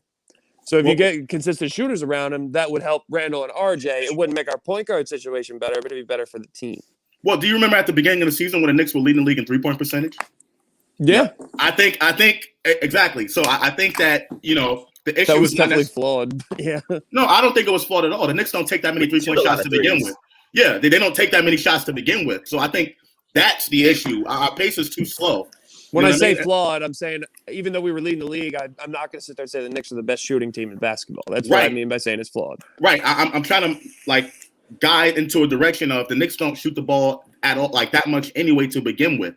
So the issue in regards to the starting lineup is not necessarily who's out there. It's the fact that our pace is so slow that we can't even get up enough shots to even say that we're a good 3-point shooting team. You know what I mean? That's what I'm saying. Yeah, but what I'm saying, and that's why Quickly should start. The second unit, when they come in, they do more of. They still are slower pace because Randall plays a lot of minutes, but they're more of a run and gun. They shoot more threes in the starting lineup, is what I'm saying. So if you put two guys from the second unit that are good shooters in with the start with Barrett, Randall, and Mitch, it makes us less limited. We can use a different aspect with our guys. But they have Bullock there already. Bullock is a starting 2 guard. Yeah, but he's not shooting the ball very well at all. Okay, so I mean, I don't understand. So you're gonna bring in Bullock. I think Bullock is shooting better than. Well, I don't think he's shooting better than Knox. But again, I wanted to put Knox in the starting lineup. I still do right now. I think Knox would definitely benefit by playing in the starting lineup. Put him at the 3 and then move RJ back down to the 2. I think you got shooters. I mean, you got Kevin Knox. But essentially, what you're doing is you're replacing Knox with Bullock, and to me, that kind of defeats the purpose of itself. So, that's the roster issue. So, Josh, can I ask you a question? Do you feel like Kevin Knox is an elite NBA 3-point shooter? Hell no. No. Hell no. So Do you think why Kevin would you Knox start? is a bust? Do I think Kevin Knox is a bust? No, I don't think he's a bust. No. So back to my question. Just why a would you question. start if he's not an elite 3-point shooter? Why would you start him? What else does he do good? Well, no, the Knicks don't have any 3-point. They don't have any elite 3-point shooters on the roster. They don't have anybody. Hey, so That's what I'm saying. Kevin Knox is shooting 39% from 3. Okay, that's 4% above the league average. That's decent. That's decent. That's not really that good. Why not? The league average is 35%. What are you talking about? The league average, you got to think about it. It's a lot In a of perimeter-centric centers right league. now that shoot threes that shouldn't be shooting threes. A lot of threes go up at a higher rate. That's not really that good. He's not be an efficient league. The shooter is right, league but average. he's not an 35%. elite enough shooter. This is what I'm trying to get at. He's not an elite enough shooter for him not to have any other thing else in his game. No, he to definitely start. has to evolve. Right. So if you're just a 30, like somebody like, I don't want to say his name, Steve Novak, he shot the ball so good that whatever else he did on the court, it really doesn't matter. You know what I mean? 'Cause, like it really don't matter. Like And whatever you got, it was a bonus. Right. Exactly. Knox. Kevin On Knox the other hand, like, so do y'all know Knox to do more? You know what I mean? Like, do y'all know what the ultimate shooting stat is to determine what a good shooter is? What is it? 50, 40, 90. 50, 40, 90. That's elite of the Hall field. of Fame. No. I'm talking about elite. Exactly. Elite to make Hall your of Fame point. shooting. So 40% is the mark from 3-point range, and Kevin Knox is at 39%. So he is a decent shooter. He's not terrible. You know what I mean? No, Right, not but at all. Josh, I'm look talking at- bad. Josh, Does that take Your into point. account the volume of shots that he's Josh, to your point, the I thing is can't- about the Knox. The volume, she doesn't shoot the ball a lot. Yeah, that's what I mean. And his efficiency went way down. Yeah, that's If what you I was take gonna his say. The- volume as a rookie, If he was taking terribly more shots, inefficient. would his average still be the same? No. Right. No. If he was getting more minutes, would his average be the same? No. The only guy that could be elite, and he's a rookie, is Emmanuel Quickly. Eventually, he could develop into an elite shooter. Eventually. Right. Because he's a rookie. He's only been in like 20 games now. So, jury's still out on whatever he could be. But like guys like Knox, we know what Knox is going to be. He's not going to be. I don't think so. He's only 20 years old. You can't. He's not say, 20. He's 22. 20? He's been in the league 4 All years. right, but 22, but it's still that's super, super young. This guy has a lot more years to play in the NBA. You don't know what he's going to be yet. You really don't know. It's 22 years old. I mean, he's All right, let's still give him 10 maturing. years, and hopefully he. Not on the Knicks. No, not on the Knicks. Not on the Knicks. I think I'm That's saying. what I'm saying. As far as the Knicks are concerned, he's a bust for us. Our draft pick, he is I our don't bust. think Yes, so. he is. He was drafted to be a project. He's still a project, a work in progress. Ooh, he was drafted as a high lottery, top 10 pick for a reason, not to But be he a was project. still a project. You can be a top 10 pick and still be a project. Frank was a project. Kevin Knox was supposed to not be a project. Hold on. What makes Kevin Knox a project? Because they Because he drafted him when he sucks. was 19. They drafted him when he was 19 years old. Yeah, well, they So was drafted RJ Barrett. No. They drafted RJ Barrett. They drafted Knox was they better. drafted Knox when he was 18, and Kevin Knox was drafted at 18, and he was the youngest player in the NBA. And John Calipari said the Knicks have something if they wait 3 to 4 years to Kevin Knox to develop into his guy. Okay. So he Worse, was though. Okay. No. I'm saying this is what Calipari said at the time Knox was drafted. Yeah. I'm not saying looking back on his bumps and bruises. What I'm saying is at the time he was drafted, Calipari said in about 3 or 4 years, Calipari is going to be a hell of a player. Personally, I don't think you can be drafted in the top 10 and be labeled a project. That's why I everybody disagree hates with Frank that. so much. Them because Frank was teams in drafted as a that top project. 10, they need you. They need you to play good soon. Not I They disagree. need you to at 5 years least from show now. potential. who? What? Who saw potential? I said they need you as a top 10, even Yeah. if there's things that need Even if there's things Right. you need refining in your game as a project or whatever, if Right. you want to call them projects and you refine, you still need to have an immediate impact at something. Right. Just Mitchell because- Robinson, he's a project. Mitchell Robinson is a project. We've seen his potential already. We've seen him be second in the league in blocks, and he broke the field goal percentage. That's but he's still not all the way together. That's a project to me. No. Just because you get drafted in the top 10 does not necessarily mean you have to start and play a bunch of minutes. Okay? No, I didn't say that. But to me, Mitchell Robinson is playing a lot. He's playing a lot. Kevin Knox is not playing as much as Mitchell Robinson or RJ Barrett for that matter. I feel like I understand that. But those guys have got it out the gate. Those guys got minutes out the gate. Kevin Knox. So did Kevin. Kevin Knox got minutes out the gate. It was Kevin Knox's team by itself. None of these players on the team were on the team. Right. Hey, so let me hear what Uncle Fulio is saying about Kevin Knox, and then y'all can jump in because what we don't want to do is interrupt each other and then have a bunch of incomplete thoughts. We just let us finish a thought and then think about what the other person said and then respond to it. Hey, go ahead, Josh. Kevin Knox came in. Obviously, he was playing, a decent amount of minutes when he first came in the league. Fizdale took those minutes away, right? Took those minutes away for one reason or another. You know what I mean? He was playing like crap, right? But again, when you make the argument about RJ Barrett and putting him on the bench, people have a problem with that. Well, why do you think they have a problem with that? Right? It's the same thing. Taking Kevin Knox's minutes away did not help him. He regressed. He didn't play a lot. And now the Knicks are trying to work him back into the lineup to give him a specific role on the team, which is to be that off-the-bench shooter. To me, if you give Kevin Knox more minutes, as you've seen this season, when Kevin Knox's minutes were starting to go up, he was shooting way better. He was like, he went at a game that was like 5 for 5 or whatever the case may be. You know what I mean? He was shooting way better. To me, you can't say a guy that's 22 years old, is really a bust or, that was drafted 8th overall as a bust after only 3 or 4 years. You still have to develop. Mentally, Kevin Knox is still not developed yet. He's still developing into being a grown man. He's not there yet. But I'm not going to sit here and label him as a bust after, a limited amount of playing time. I'm not going to label him that way. And to me, I don't think the Knicks should do that either. Now, I get it. Kevin Knox is not playing well, but I think if you put him in a different role, he can excel in that role. Right now, the Knicks have him limited coming off the bench as being that spot-up shooter from the corner. To me, I think his game can open up and do, he can do a little bit more. Go ahead. And what role do you think Kevin Knox can have on this team that he doesn't have already? If he hasn't, that was going to be my question. If he hasn't, hold on. My bad, Max. He hasn't won the starting position. He not even won the starting position. He hasn't even showed promise enough to play him more than Morris, Bullock, Burks. Who else? Damian Dotson. No, Mo Harkless. Mo Harkless, that's another one. Mo Harkless, he hasn't even shown the ability to get more minutes over these guys. And these guys are veterans who are hanging on to the league by the thin of their hairs. That says a lot. About a what? The thin of their hairs. Burks, Bullocks, Peyton, Noel, they are they are almost out the league. When you're on the Knicks, that's absolutely ridiculous. If you think about it, Burks was the bust. Injury prone. He wasn't what his draft pick was supposed to be. Hey, Zach, I'm gonna go. I gotta do something real quick. I want you to moderate. I got you to. I want you to moderate for a minute. I'll do my best. Just don't let everybody start throwing fists at each other. I'll be back in like 3 minutes. Round 1, fight. Right. No, I'm just playing. Everybody kill everybody. No, I'm just kidding. Teachers go.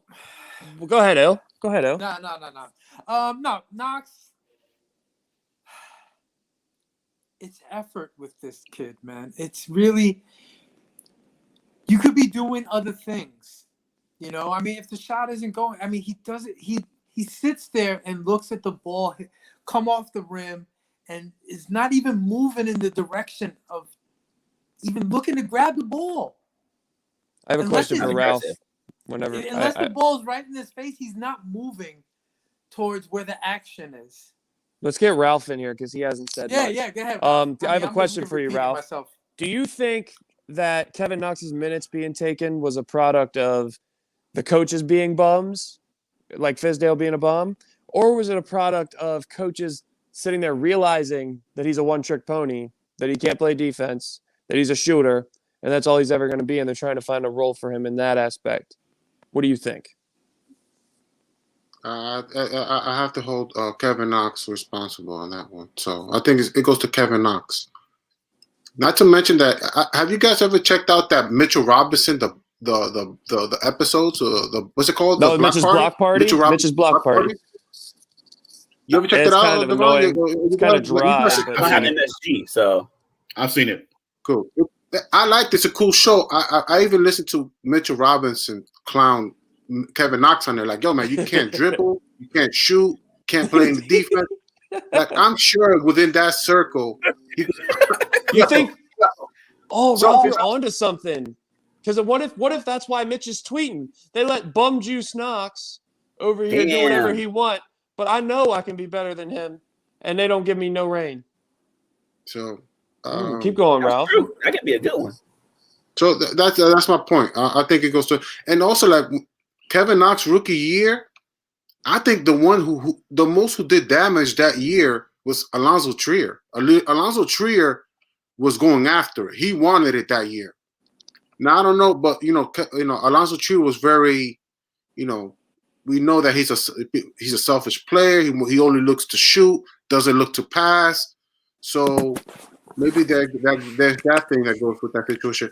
But I haven't seen a Kevin Knox good year. The only thing I remember of his rookie year was Alonzo Trier going off, and he was efficient, and also Mitchell Robinson on the floor, getting up, blocking up, making a you saw the undrafted guy and the second round guy do better than the lottery guy, is what you're saying. And Kevin Knox supposedly had a good month in December, winning Rookie of the Month. But it wasn't. I was surprisingly disappointed on Kevin Knox on his rookie year, but because he's not efficient. But again, somebody made a good point. Like, how many threes is he making? Like, I want him to have a good year. I thought his second season he was going to have. Second season he was going to take more threes, but he's probably shooting 40% on one attempt. I mean, making one. It's probably 2 to 3 a game. Somebody could look it up, but I'd say it's about 2 to 3. He's making 1.3. He's making 1.3 out of 3.2 a game, which is if you're going to be a volume 40% shooter, in my opinion, I think you need to take about 5 a game. That's that same Frank argument where they say, "Oh, he shoots 50% from the corner," but you're taking like a couple of shots. You're not hitting a whole. You're not hitting 15 out of 30. You're hitting 2 out of whatever it is. Whatever that makes the number. But it's a little bit of fool's gold when you're only getting limited minutes, taking limited shots, and you're hitting one. You're hitting 1 out of 3. Okay. Here's an idea. It looks on paper, it looks good. In actuality, it doesn't help. Yeah. Here's an idea. Let's put our announcer hats on. Let's put our announcer hats on for a minute. I'll start with Josh. Let's put our head coaching hats on. Okay. Or player development coach, what are you doing? What are you gonna do to get Kevin Knox to come out of his shell, per se, to unlock him, to get him to use his 6'9" body and his God-gifted athletic ability? Like, what are you having him work on? What do you envision as a role for him? Then we'll start with Josh and just go to Devin and Devon. I don't want to mess up your name, but yeah. And then we'll go down to, sorry.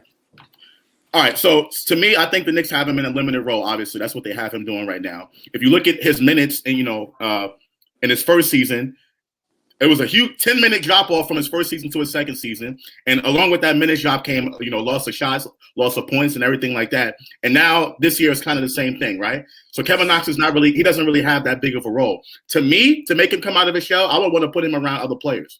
Okay, I think that'll help him come out of his shell. Like, I think Randall passing him the ball in the corner to get him open shots, I think that can help him as opposed to him playing on the bench. Maybe the mix of players, because 6'9", you can't give up on that athleticism. To me, you can't give up on that. So surround him around better players, or at least put him in the starting lineup, and then let's see what his game can do. But until then, I just think we can't make a judgment on Kevin Knox right now. I mean, he's only 21 years old, by the way. He's still 21. So I thought he was 22, but anyway, Devon. So young, man. Okay. To be fair to Kevin Knox, I think the Knicks haven't done him any true justice if I don't personally feel this way, but I'm just saying, just to be fair in this topic, I think the Knicks never the Knicks brought in Taj Gibson, they brought in DeAndre Jordan, they brought in DeAndre Jordan for Mitchell Robinson, you know what I mean? They need to bring like somebody said the other day, like we should have brought in DeMarcus Cousins, you know what I mean? And then something like that. Like that would to show Mitch, this is who you can be. I don't think we never gave Kevin Knox a veteran player who's kind of similar to his play style, similar to his body type or who he is, to be like, this is who you can be. So who do you think we should bring in? Good point, man. Right. Just, I know, even if it's unrealistic, just bring up a name that you think. Like maybe a Tobias Harris. I mean, Tobias Harris would be Harris. That reminds me of Kevin Knox. That's somebody who I can be like, Kevin Knox here, you're only going to get 18 minutes this game, but 12, 15 minutes, but look at this guy and try to craft your game after him. Now his athleticism, that's just on him. I don't think he knows what he has. That's just something, right? You got that or not.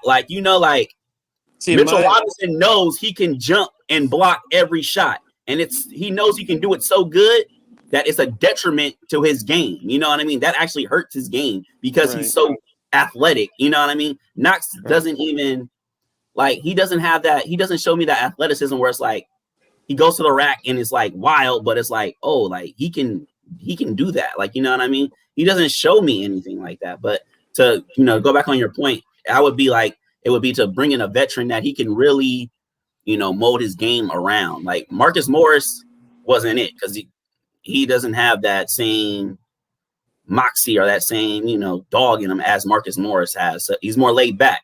So his personality wise and just everything, his game wise, I think that's where we've done Kevin Knox a disservice. But ill, and I want you to think about this too when you give your answer is, what if wouldn't it be perfect though if a guy that doesn't have a dog in him or doesn't know how to use that killer mentality that a Mook would have, or Jimmy Butler or guys like that cutting that cloth? Wouldn't you want to bring a guy like that in, to supplement, help bring out that in Kevin Knox? It depends. It really depends. You can rub that person the wrong way.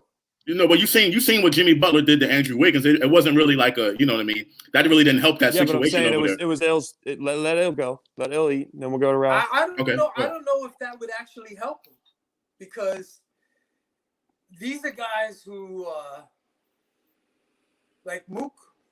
He was this guy when he came into the league. Maybe not as skilled, maybe not as anything, but he was tough as nails. Him and his brother both. When they came into, what was it, Phoenix? When they came into the league or something like that? Yep.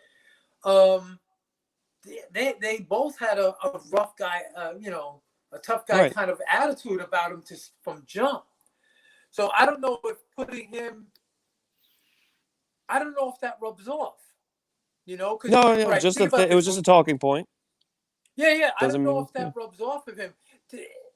I think the way you help Kevin Knox is to work on the things that you're not doing well. You know what I mean? Like work on your rebounding, work on your footing, work on being able to finish at the basket.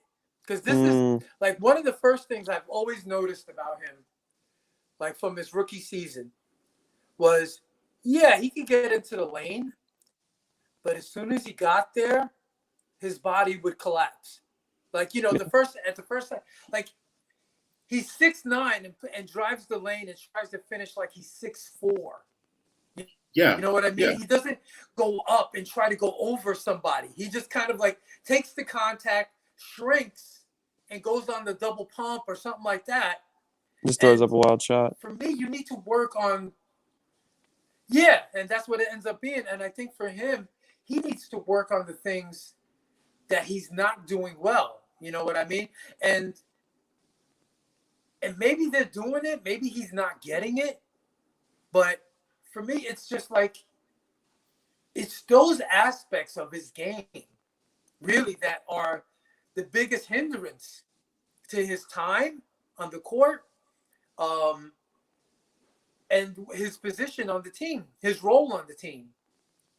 I mean, yeah, you see other guys run to the side and run to the corner. Like, let's say RJ, a couple of games ago, he was playing the 3. Yeah, I saw him run to the corner as well, and I saw him stand there as well. But when the shot went up, he was moving into the lane. He was looking to grab a rebound. He was looking to do other things. Yeah, He was looking to take the ball running up court. And the thing with Kevin Knox, somebody he got a defers. YouTube up. I hear an echo. You Somebody have ever see YouTube those up. players that the ball is theirs regardless? I don't. You ever see players that they act like the ball is theirs? There's nobody else, and the ball is theirs. Kevin Knox defers so much that it hurts him. He's not the guy.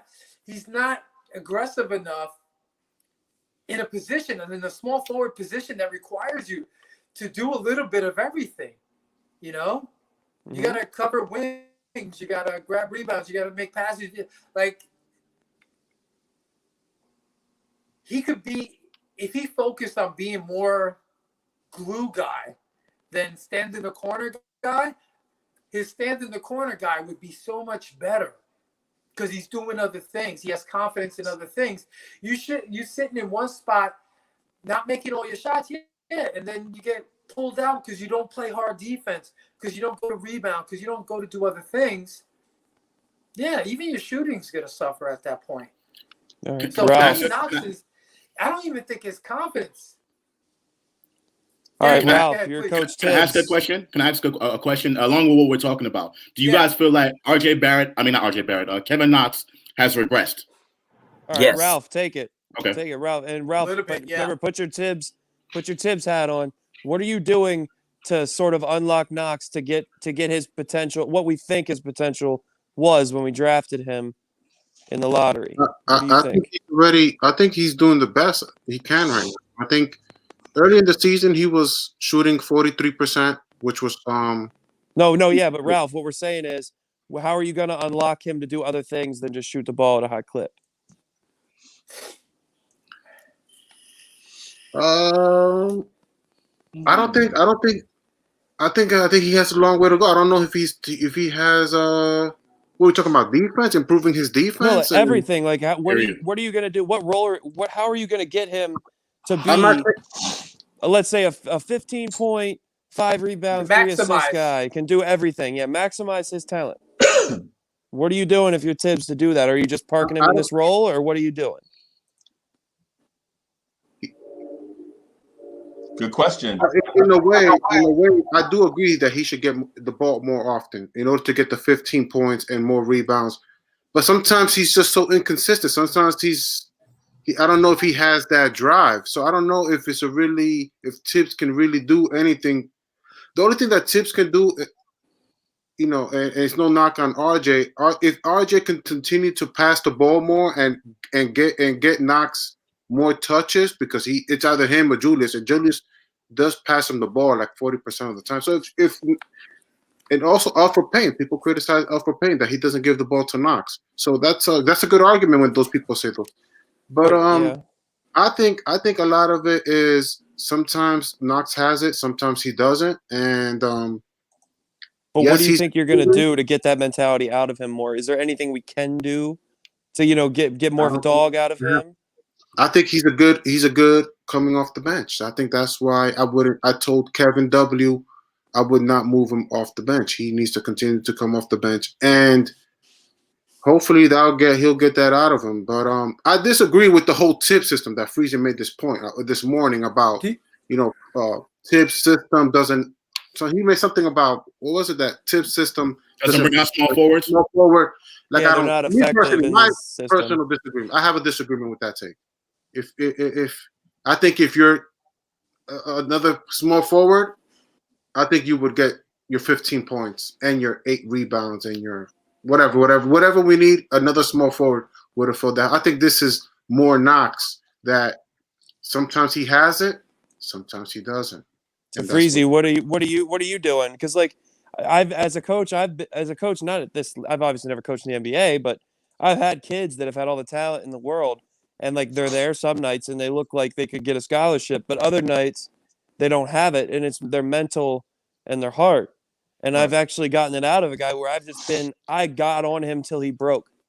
You know, when he got at that rock bottom, or when he finally showed some dog in him to fight back at me and what I was saying and question what I was saying, Right. I said, okay, now we're getting somewhere. And I helped build him up. But that's a kid. I know he's only 21, 22, whatever, but he's still a grown man in the aspect of regular life. So are you going to be able to change that out of a 22-year-old? So I missed it with what Raphael was saying. I missed it. I didn't get the point. Can y'all help me with that? No, he asked the question: if you were Tibbs, what would you do to unlock Kevin Knox's game to reach the potential that we thought we had when we drafted him? And he don't care.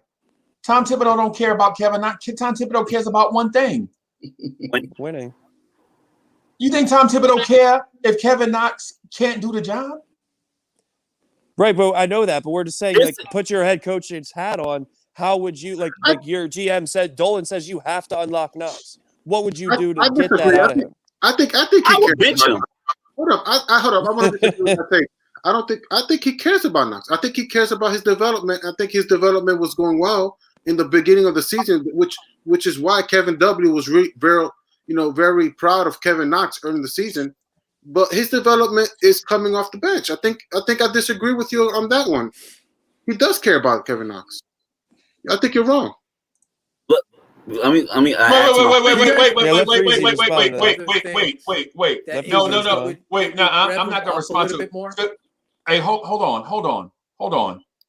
Because what's happening here is Raphael is disagreeing, but the substance of the disagreement doesn't hold water. You just said, I think Thibodeau does care about Knox. I want to hear Freezy's take. No. We don't do that. You disagreed, right, with the argument, and what you said couldn't hold 3 Ps. What you need to do is, like, when you say this, when you say this, you need to come with facts. So you said, I think Thibodeau does care about Knox. Prove it. He's the best role he could do is coming off the bench. That's right. That's what the best he can do. But how does that prove that he cares about Knox? That does not prove anything. What that is conjecture. That all it does is line us up on opposite sides on the point. I proved it to you. I said Tom Thibodeau does not care about small forwards. And when I said what small forward in Chicago had a valuable role outside of Luol Deng, and we reached and could not come up with another small forward in Chicago. Matter of fact, we were like, yo, maybe Tony Snell. Maybe Tony Snell. Right? But Raphael disagreed with me. Right? He disagreed with that point. Right? Like Ralph. So now now instead of being in Chicago, we're in New York. And I said, prove to me what forward outside of Julius Randle has an impact on the team. And we reached, Obi looked good in a 5-minute stretch. Well, Kevin Knox is such and such. Don't just talk about it, man. Prove it. Can I respond? Like a thing, Ralph. And it's not just for me, it's for the people watching. Like, so Ralph, we got 66 people watching us talk about this thing. Don't just prove it to me. Prove it to the 66 people watching. Okay. Like Ralph, you could say that Kevin Knox. Can I make a point? Hold on, Jack. Okay, you want to... No, go ahead. I was just trying to give you some advice. So hold on. From what I know, Tibbs coached 3 teams, right? Am I correct? Chicago, Minnesota, and New York, right? This is his 3rd team. So Chicago is Luol Deng. He said outside of Luol Deng, which is okay. So and in Minnesota he had Andrew Wiggins and Jimmy Butler. So I feel like, man, this is his 3rd team. One became an all-star, Luol Deng. Like, how many? Like, it's one thing to say outside of Luol Deng and there's like 5 choices, or outside of 10 choices, but we're talking 1 out of 3 became an all-star, and you're trying to. And I feel like you're not giving me enough options to make an argument that, you know what I'm saying? Do you understand my argument? No. I don't. Like, you can sit there and say, Uncle Freezy, you got guys like Jimmy Butler and Andrew Wiggins who were a valuable part of Minnesota, or you have you could argue that the roster talent wasn't good enough to have a valuable small forward past Luol Deng because he was the only starting caliber guy and the only one deserving of a role. And you could say that Kevin Knox and Reggie Bullock aren't deserving of a big role. But, like, that's how you combat that, what he said. You don't sit there and just talk nonsense. Okay, hold on. I'm gonna defend Ralph. You know what I mean? Because Freezy, I really didn't understand where you were going with your question either. I mean, I understand where you were going, but to me, I don't think that your argument really has that much substance either. And it's because no, I'm just keeping it real. I'm just keeping it real. I'm just joking. Like most teams only have 2 small forwards on the roster. So if you make an argument saying, well, what other small forward outside of Luol Deng? I see what you're saying. You know what I mean? Like that's like the same thing you said. Yeah, Luol Deng played 40 minutes. So where is the other small forward going to come? I get what you're saying. So to me, like, and Ralph is right. I mean, he's only coached. You know, this is his 3rd team. You can't really say he doesn't care about small forwards or care about a particular position. You know what I mean? And this is the last thing I'll say because I got to get out of here. But to me, in order to unlock Kevin Knox's game, I think you need to play him more, give him a little bit more of a role. I understand that his role is just coming off the bench right now, being that shooter from the corner. But I think if you open up his game by putting him with other players that are better, so to speak, like putting him with Julius Randle, putting him with RJ Barrett. I'm a big proponent of putting Kevin Knox into the starting 3 role, moving RJ Barrett down to the 2. That's what I would do to try to put him with a different, group of players on the floor to unlock his game. To me, that's how I think you can unlock Kevin Knox's game. But I don't think Thibodeau's going to do that because he's stubborn with his lineups and everything like that. So as of right now, I think Kevin Knox, for who he is, the role that he's playing, he's doing a pretty decent job at it. We want to see more, but to be honest, in that current role, you're not going to get that much out of it. So hey man, I'll take the side. Thank you for your service, man. Have a good day. Appreciate it, guys. Thank you so much. Breezy, it's always a pleasure. Sir, be safe. Always. Hey, so while you gone, I'm gonna shoot down your lame argument, but it's not out of disrespect. It's just because you got to go. Okay, and Ralph, when we were saying that you were wrong, I was just trying to give you more points to back up what you were saying.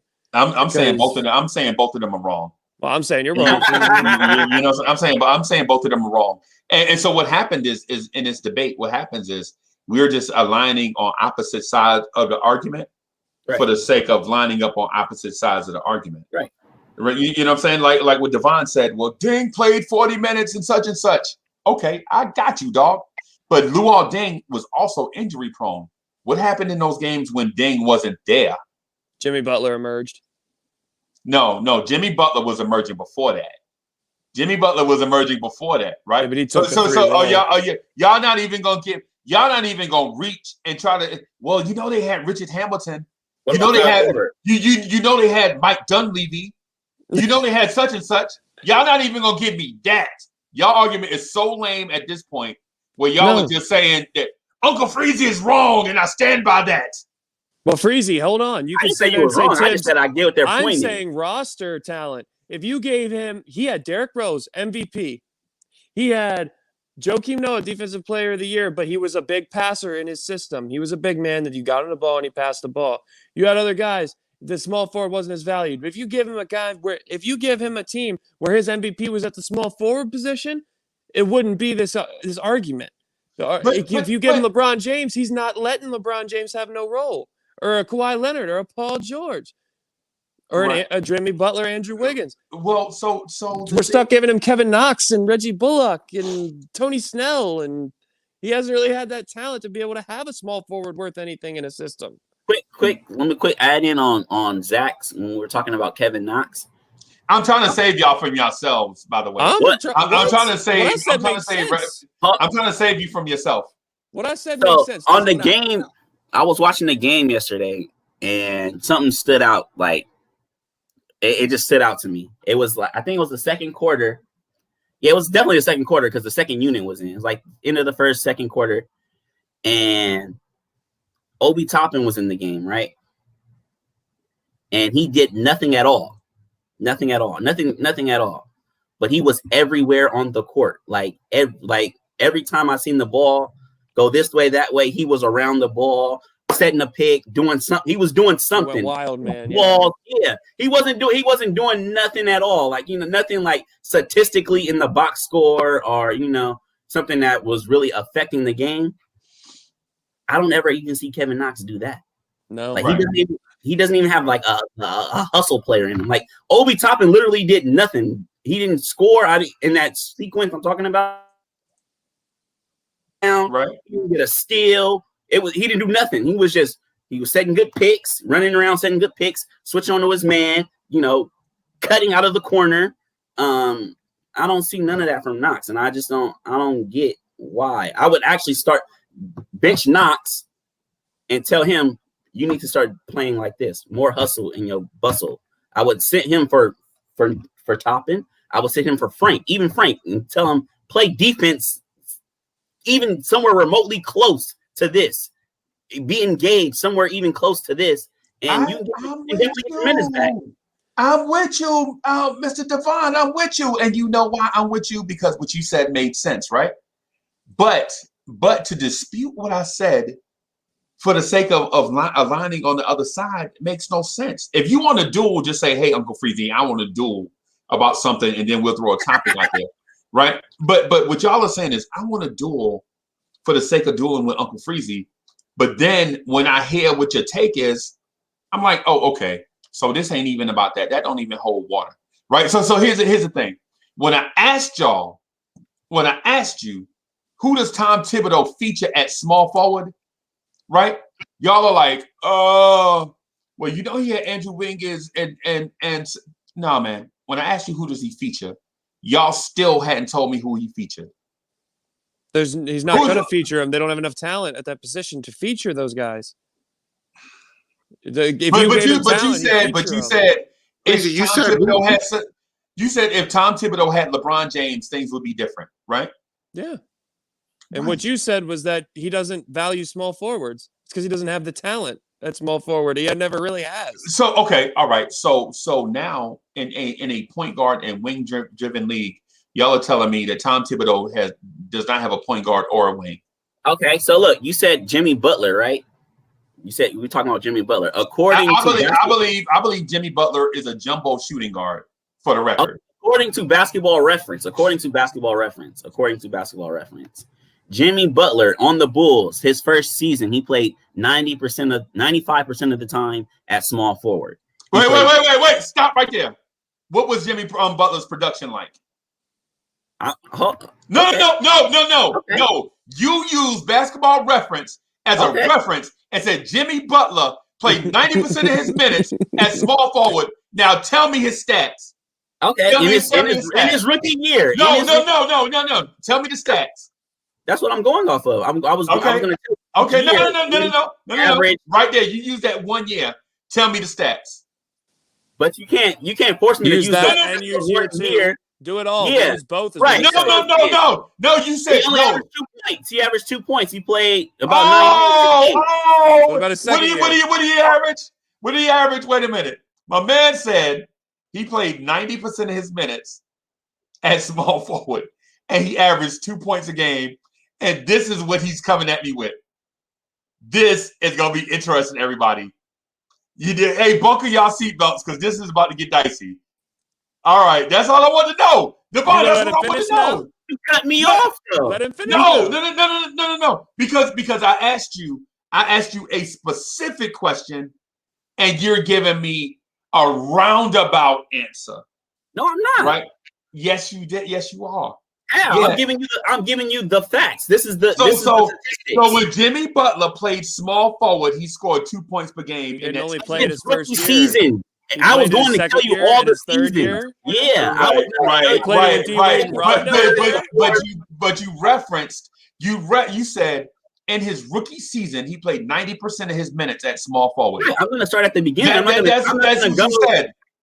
I'm not going to. I could have easily went to his best year where he played the most minutes. I could have easily did that, but I was trying to give you some context of who the small forwards were who were labeled small forwards when Tom Thibodeau was on the Bulls before you cut me off and made it seem like this was my only argument. That's not what I said. I didn't say piece of my argument. No. Oh, I cut people off? No, I'm playing with you. I cut people off. I'm the one that cut people off. As a matter of fact, y'all know I back out of the way and let people eat. The only time I cut people off is when my arguments or thoughts get rearranged by somebody that wants to argue with me.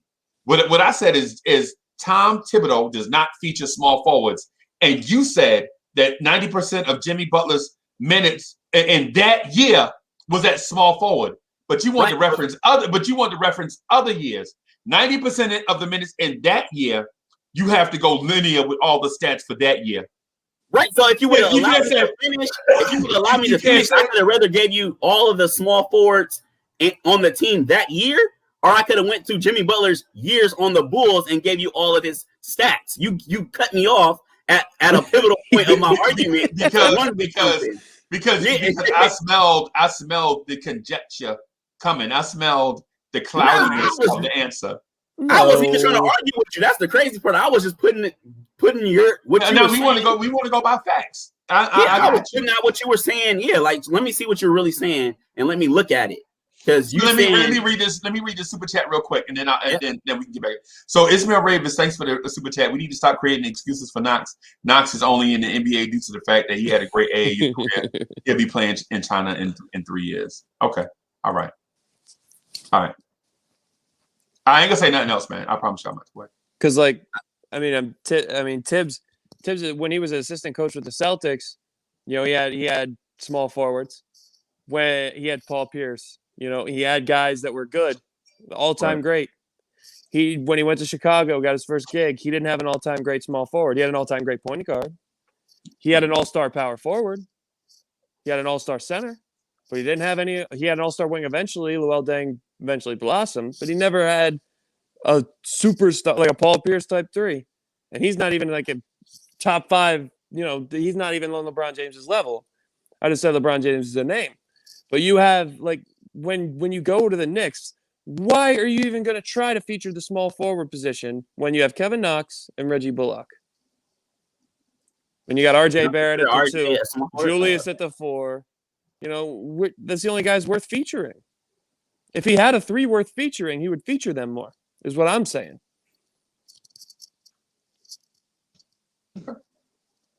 Okay. So, Uncle Freezy, back to our point. Jimmy Butler in 2015-2016 season, he played shooting guard 81% of the time on the Bulls. 15-16. He averaged 21 points, 5 assists, 5 rebounds a game. At small forward, where he played what was that? 90% of the time. The next year, he averaged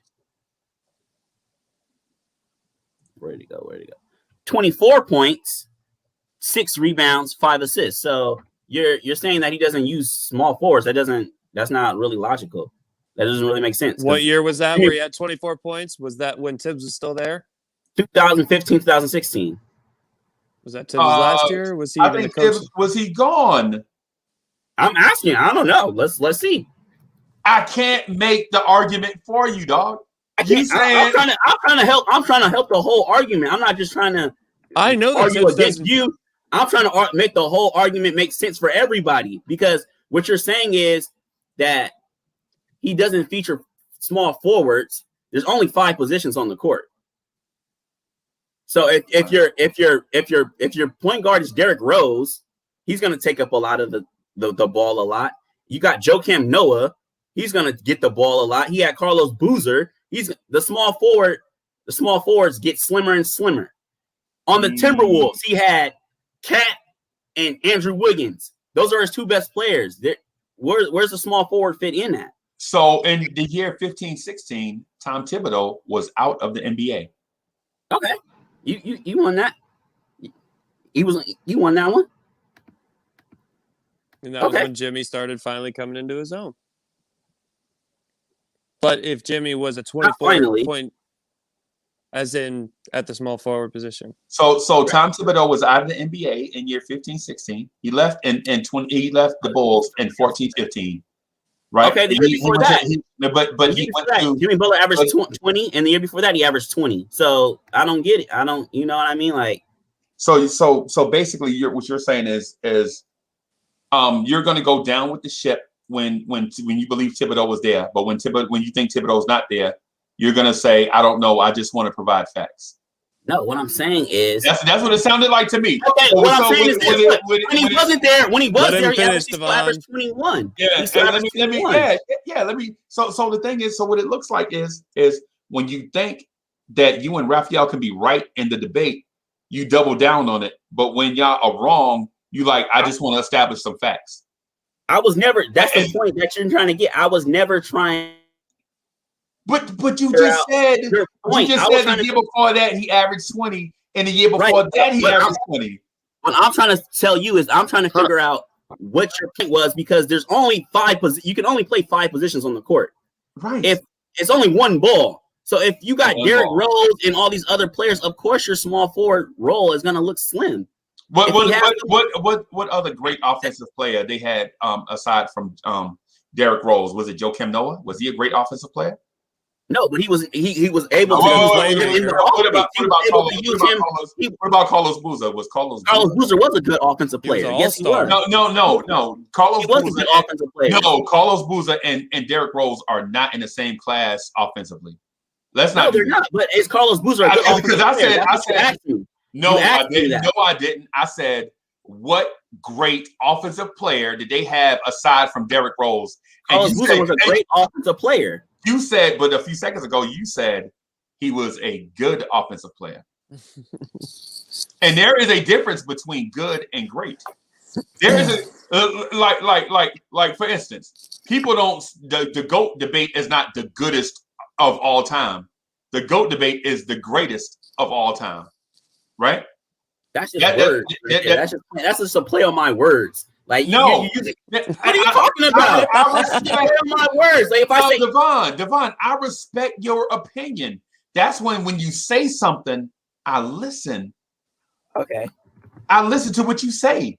That's why when you said good, I was like, no, I didn't say good. I said great because I listened to what you said. I don't knee-jerk this. When y'all say stuff to these 55 averaged 18, 15, 6.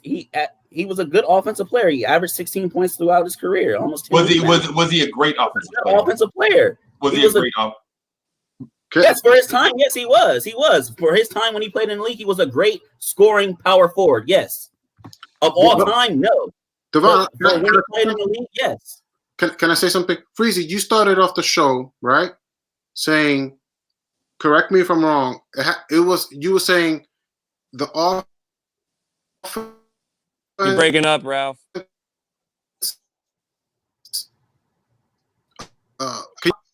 you hear me better? Yeah, now you can. You hear me better now? Yeah. Yep. Hey, so Freezy, can you remind me what this morning about Tibbs and Kevin Knox? No. Make your own argument. Be a G. Make your own argument. Yeah, I'm not making arguments for people. You know what I'm saying? You got something, bring it. Just want to bring it. Okay. He said something about Kevin Knox.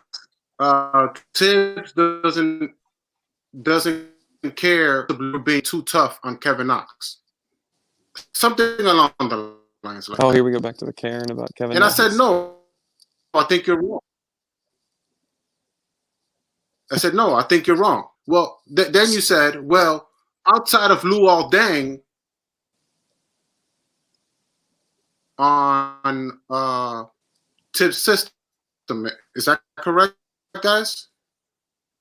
No, that was featured. What was featured? What small forward? Am I correct or not?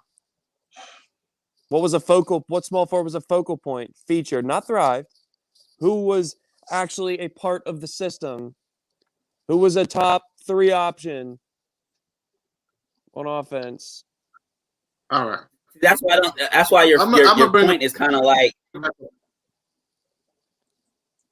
Let me just leave it alone for a minute because I was trying to ask Freezy the question. All right, cool. I'm just leave it like that. Right, because y'all's argument don't hold water. Right? Y'all argument doesn't make sense though, because my argument held water. That's like saying if we're a passing team, why doesn't the running back get the ball? That doesn't make any sense. Like, because we're a passing team. If we have more weapons that aren't at the small forward, then of course a small forward isn't going to get that much love. But the small forwards that did play, they actually averaged like about 15, 16 points on the team. So I don't get what you're trying to say. Which our small forward RJ Barrett averages about right now, about 17 points. Well, RJ Barrett's a shooting guard, but so Devon, what I think it was happening playing is small forward. I think what's happening with Devon is he agrees with me, but don't want to agree with me. I was never arguing with you. I was trying to understand you. I was never arguing against you. I was trying to understand what you were trying to say because it didn't make any sense to me. The argument though, the question was simple. What small forward is featured in a Tom Thibodeau offense? Right. So what I'm trying to say, what me and Zach are basically trying to say is the talent wasn't there at that position. He had talent elsewhere. There was talent elsewhere besides small forward. So what does that have to do with his system? You can't just say Tibbs will never change. If he has a small forward that's a top dog on the team, he's going to feature him. Right. What I'm saying is if the Knicks were to acquire LeBron James, I agree. So Zach, let him finish. You see what I'm saying about the cutoff? Let him finish. Right. So here's the thing. If the Knicks were to acquire LeBron James today, right, and don't get into me about roster specifics about who we gave away. Say the Lakers gave him to us for free because he had the cooties or something. You know what I'm saying? we get LeBron James today, right? Y'all are saying that Thibodeau is going to showcase LeBron James as small forward, and I'm telling you that if Tom Thibodeau got LeBron James today, he would feature LeBron James at point guard. That's not a good argument, though. I'm not arguing. The best way to use LeBron James would be at point guard. That doesn't make, you know what I mean? As a point forward. So yeah. Julius Randle a point guard because he's initiating the offense and making all the plays and leading the league in assists? Or leading the team in assists, not the league, but the team? Talking to me or Freezy? Yeah, both. He's saying it to everybody. He's everybody watching everything. Yeah, I'm saying like if LeBron James came in, or let's not even use LeBron James. So let's say Kawhi Leonard. We have our no, that's not even good. He's top 3 player. Let's say Andrew Wiggins came to the town, or not Andrew. That's not no. I'm trying to think of all right, Tobias Harris. Tobias Harris came in. I'm trying to think of a guy who isn't, but Tobias Harris comes in, and we have our roster is currently constructed right now. Just drop Tobias Harris in there. Right. Tobias Harris would be a big part of the offense compared to what Reggie Bullock and Kevin Knox were. Yes. If you gave him talent at this 3 position, he would actually use it and center it around his offense. Like Tobias Harris wouldn't just be standing in the corner, is what I'm saying. You'd be giving him the ball in ISO situations. You'd be doing a lot of stuff to get him involved. It wouldn't just be, all right, Alfred Payton, bring the ball up and pass to Julius Randle. And Tobias Harris would be more aggressive also. It's not just that Tobias Harris would come here and be resigned to a spot-up shooter.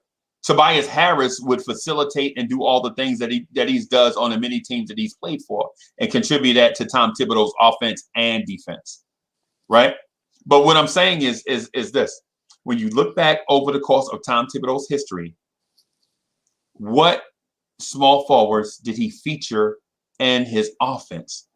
And we are pecking all around the small forwards that he's had in his career as a head coach haven't been offensively sound players to where they should be number 1, number 2. I'm not saying your point. I'm not dodging the league. Your point. I'm saying that the point isn't fair to Tom Thibodeau by saying he just doesn't like small forward. I'm not saying he's saying he doesn't like small forwards, but it's like he just doesn't want to feature small forwards. That's not true. He hasn't had the ability to do that. And that's all I'm saying. I'm not saying damn it, Freezy, I'm going to disagree with you no matter what. I'm just saying I'm at another level to it. I'm saying I don't think it's quite fair on Tom Thibodeau.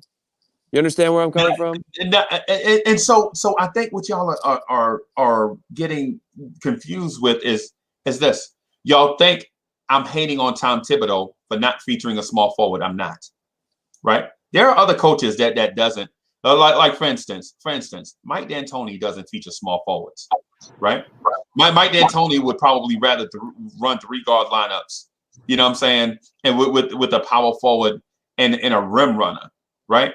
I'm not saying that Tom Thibodeau is a doofus for not featuring small forwards.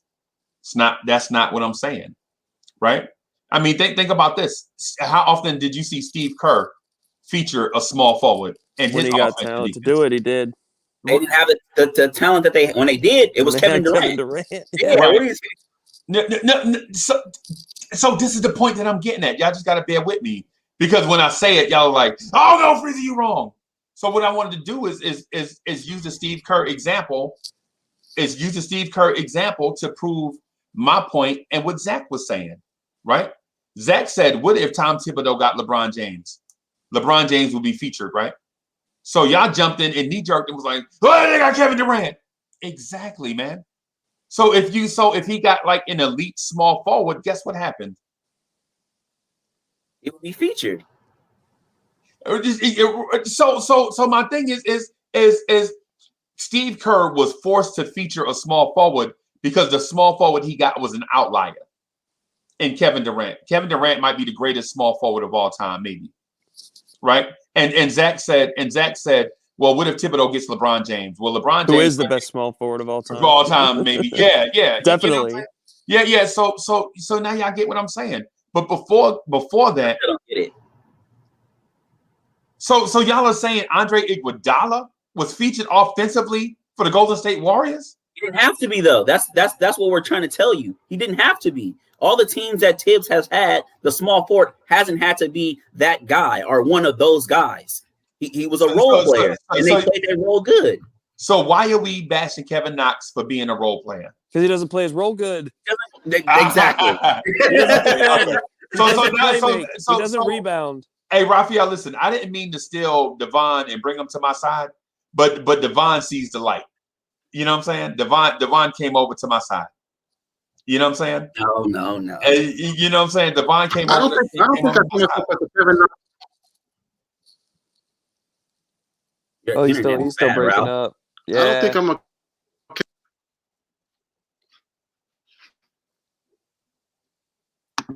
All I mean is that, yeah, you could say that's an outlier, Freezy. I agree with you. Kevin Durant and LeBron James don't grow on trees, right? Right. But what I'm saying is that Luol Dengs, those type of guys can grow on trees.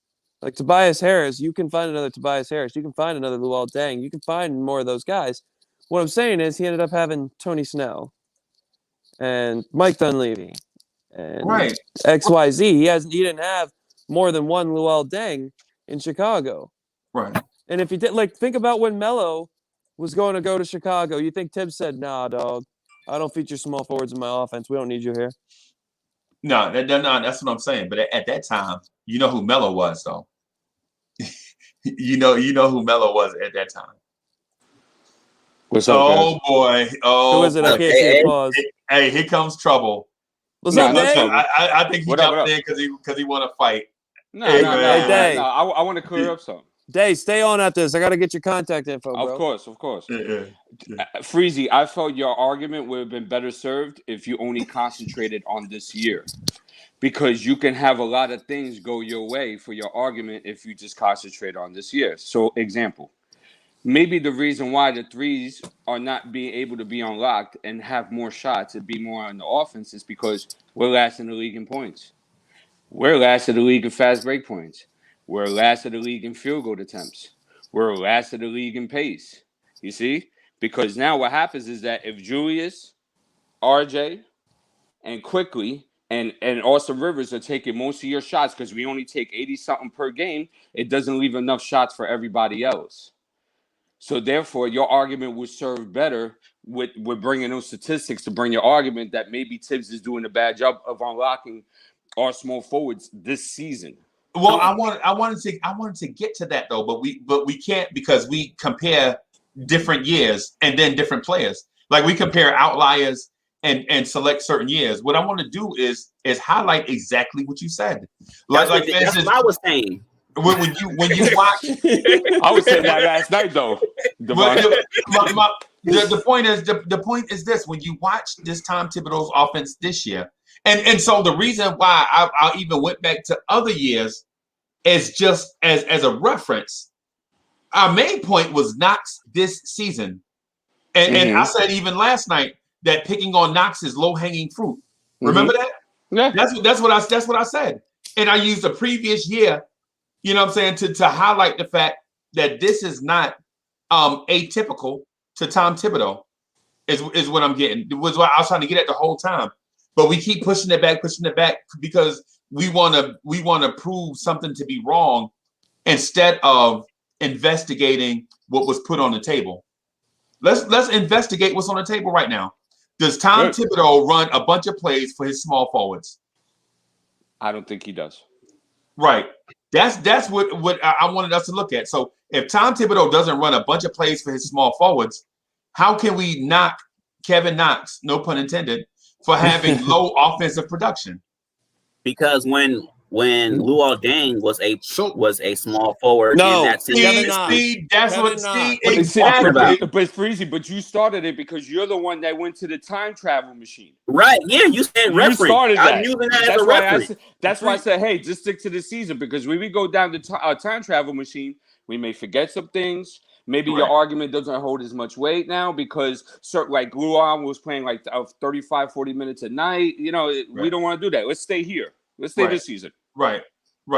So, but my point still remains the same. That's a good point. So even if, say, let's not go down the time machine. Let's look at. Go ahead, Raphael. Go ahead. Raphael, you gotta get your Wi-Fi. No, I don't want to cut you off, man. Go ahead. My wife is acting up. Yeah, you're breaking in and out. Like you're driving. You sound like you're in Dunkin' Donuts right now. Oh, sorry, I'm not even trying to clown you. No, and that's not disrespectful. He was just D caught me off guard with that. Okay. I'm not even trying to clown you, Ralph. I'm just saying, doesn't sound good. Freezy, do you think that? Oh, sorry. Go ahead, Ralph. I thought you were still breaking. I thought you weren't. Yeah, my bad. Go ahead. That's a good point. No, that's a good point. This season so far, I agree. Kevin Knox hasn't been featured on the all. I could agree with that. But just, go ahead. That's it. I'm going to keep it short. To ask you another question, Freezy, along those lines, to try to figure out, is it because he just doesn't value the small forward? Or is it because he doesn't want to feature Kevin Knox because he can't feature Kevin Knox because he's not good enough? Well, no, but the thing is I'm not talking about featuring Kevin Knox. I keep saying feature small forward. So even Reggie Bullock, have you seen Reggie Bullock been featured? Because he's not good enough. Well, when RJ plays at the 3, when he slides to the 3, he's featured. I think some coaches would do a better job of featuring the talent that we have available. Yeah. Right. I could see Kevin Knox have a good month where he gets featured. I don't think it's Tom Thibodeau's system all the way. I think it's right now Kevin Knox is, he is limited, but a lot of it also is because of him. And I could see Tibbs feature him on the offense. Definitely see Tibbs feature him on the offense. Tibbs doesn't feature to take it to another position, for example. He's not a guy he wants to feature Elfrid Payton, right? He wants Elfrid Payton as his point guard. But he's playing Quickly more minutes, even though Quickly's not his typical style of guard, because it's what's best for the team. And it's what is making the most sense, and he's who's playing the best. So he's been featuring Quickly more. Well, I think that's a default because you can't feature Payton. He brings nothing offensively to the table. Right. That's what I'm saying. You can't feature Knox. He's a one-trick pony. You can't feature Bullock. He's a one-trick pony on offense. You can't feature those guys. Yeah, but there's teams that what they would do is that they'll send off-ball screens in order to get those shooters open. Like in Golden State, they'll purposely set double stagger screens all the time for Clay. Yeah, for who? For who? Clay and Steph. Clay Thompson and Steph Curry. No, we understand that, but it's to unlock what they do. They shoot the ball extremely well. Reggie Bullock shoots the ball well. But so why would you not do things in order to unlock whatever skill that they possess on the court at that point in time? Yeah, you could try, but it wouldn't be near as effective because Klay Thompson and Steph Curry, if those guys were on this team, you wouldn't. And we didn't run as many off-ball screens as them. They'd still get off. No. Of course, I understand what I'm that. saying. I'm just saying, talent-wise, Reggie Bullock and Kevin Knox are not guys that any coach in their right mind is not going to come into that system and say, you know what, I'm going to feature Kevin Knox and Reggie Bullock more. That's going to win us games. No, It's but just as a not what's coach, gonna win I us have to games. find. If I'm last in the league in points, and I'm last in the league in assists, and I'm last in the league in fast break points, I have to say, okay, we're locked down in the half court. So therefore, I have to find a way to unlock every position in order to open up the floor and our scoring opportunities at the same time. Wouldn't you agree, Zach? Yeah, I would agree, but at the same time, our best opportunity in the half court, he's looking to win, not to. He's looking to win, and you gotta feature Barrett and Randall and what helps them, what does most for them to succeed. Yeah, again, you could try new things, and I'm not saying he hasn't not tried different things, different lineups. No, he hasn't. But at the same time, we're still. I mean, we're completely overachieving as far as this roster is constructed because of the way Tibbs is playing, because of his style of play. I mean, this team was hot garbage last year and the year before with other coaches. And I'm not saying those coaches were competent, but I'm saying they had different views than Thibodeau. And Thibodeau, with his views and his style of play right now, is helping us win basketball games. And even the games, some games we lose, it's keeping us in basketball games. Hey, so can I clear up something with Devon, because Devon said something about Basketball Reference, and I trust his word. But then I looked at Basketball Reference, and I think you tried. You pulled a 3-card Monty on me, Mr. Devon. What? Okay, all right. So here's the thing. I'm looking at Basketball Reference right now, right? So in 2011, 2012, Basketball Reference has Jimmy Butler listed there as a shooting guard, and he averaged 2.6 points per game. The next year, hear me out. The next year, they have him listed as a small forward, and he averaged 8.6 points a game. The year after that, and then the year after that, that's 3 years in a row, they have him listed as a shooting guard, right? And he averaged 13, 20, and 21, right? Tibbs goes to Chicago, and Jimmy Butler plays small forward, and he averages 24 points a game. But you referenced that as a Thibodeau year, and it wasn't. Thibodeau was already gone, right? The next year in Minnesota, they have him listed with Thibodeau. They have him listed as a shooting guard. He averaged 22.2 points per game, right? But you shot down my argument saying that Jimmy Butler played minutes at small forward and he thrived when basketball. Hear me out. The Basketball Reference, the source that you use to compare small forward, actually had Jimmy Butler listed at shooting guard. Time out, Uncle Freezy, because now you're mixing up my word. I'm taking Milo to lunch. Yeah. So okay. Day, private chat, my number's in it. Okay. Shoot me a text, all right? Yeah. See you guys. Be safe. Take care. Yeah. Later, you cut me off when I was trying to formulate who were the small forwards and the shooting guards when Tom Thibodeau was on the Chicago Bulls. You took that statement and ran with it before I could even finish what I was trying to say. You took that statement and ran with it. I didn't say that. You took my Devon is spicy. I like Devon, man. That's what I'm saying. Devon, I didn't say that. You took what I said and ran with it. I was trying to set up I was trying to build up a case.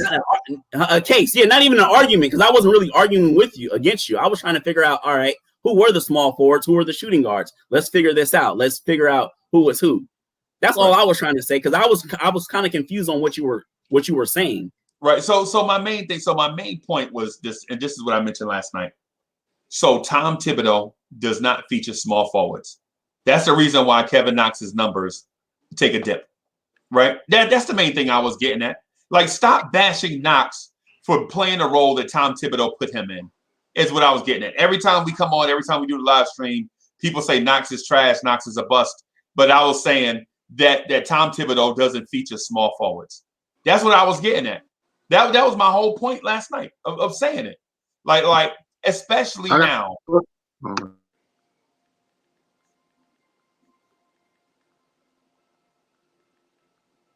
I got a question for you. In your I can't hear Are you him. here? Can you hear me, guys? Hey, I'm having a tough time, Oh. Raphael. Hey, guys, can you hear me? Yeah, I Yeah. can hear you. Oh, okay, cool.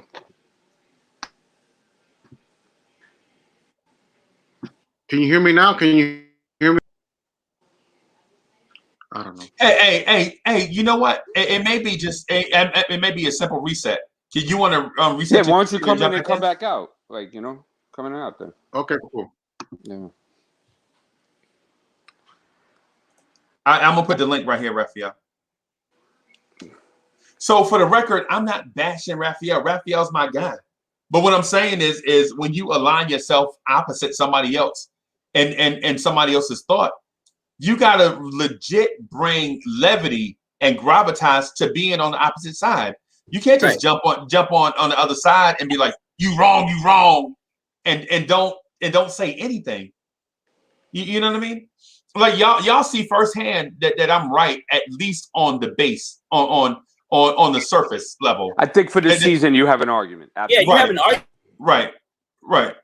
Now, well, who's the small forwards and the shooting guards? Because they did have Jimmy Butler, they did have Luol Deng, they did have Dunleavy, yeah. Right. Like who are what positions, and because some of these players, the 2 and the 3 can be interchangeable or positionless. So you don't know who was really considered. Like right now, I don't know if RJ is considered a shooting guard or the small forward, to be honest with you.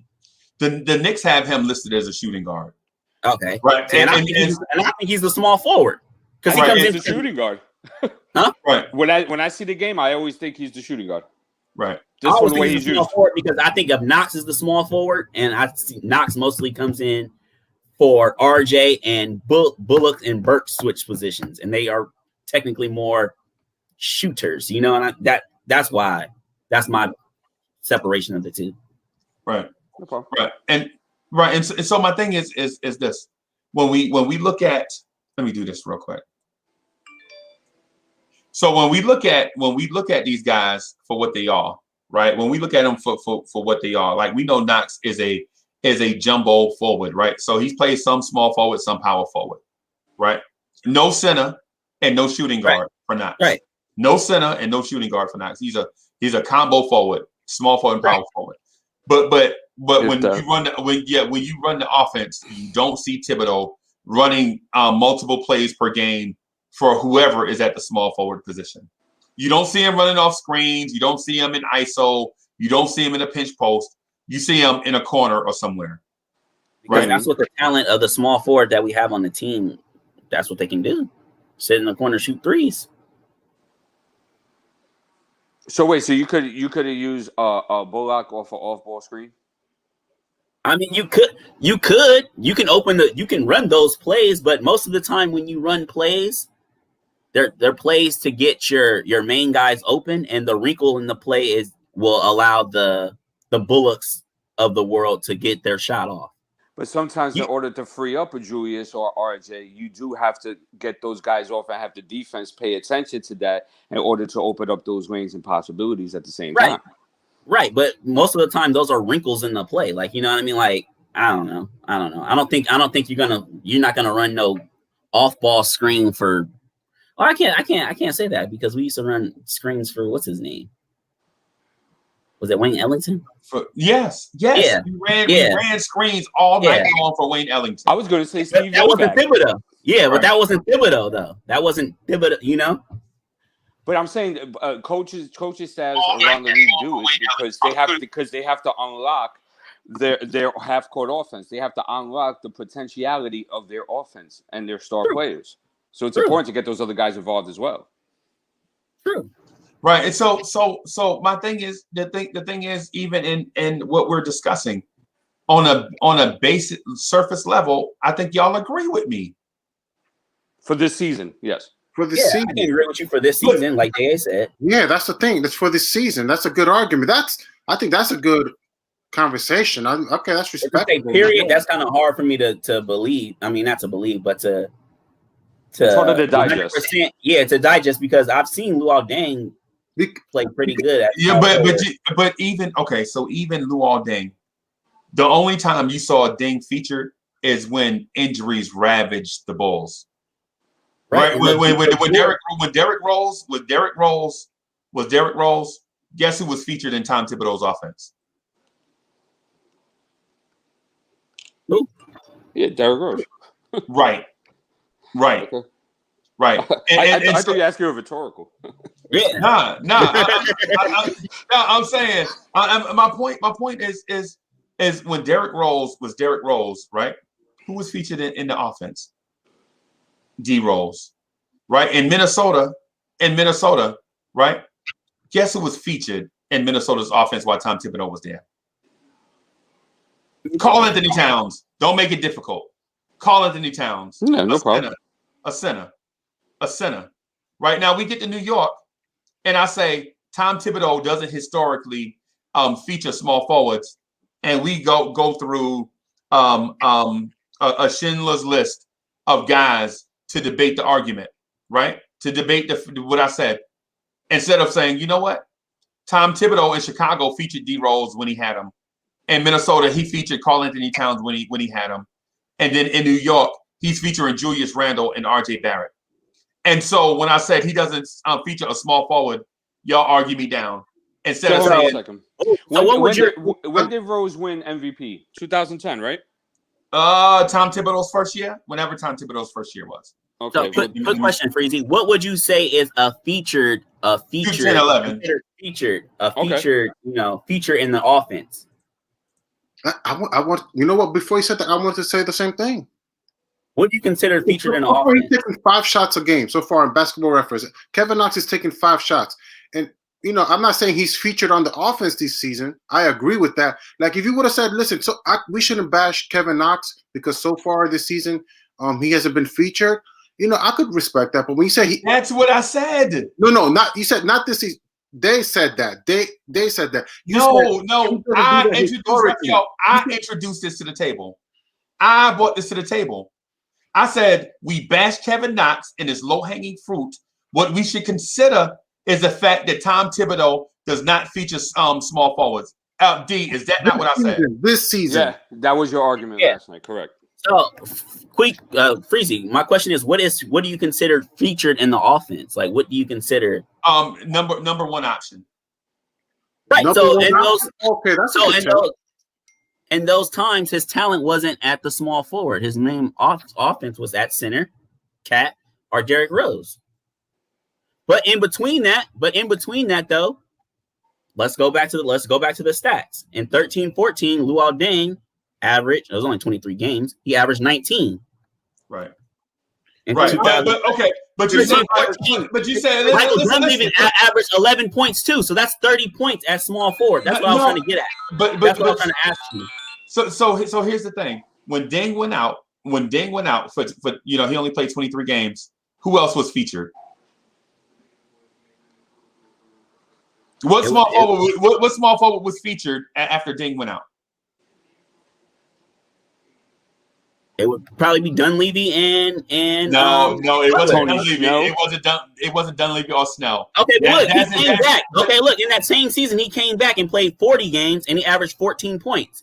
And Dunleavy averaged 11 points. So my question to you is, what is featured in the offense? Because if collectively the small forwards average 25 points, that's good.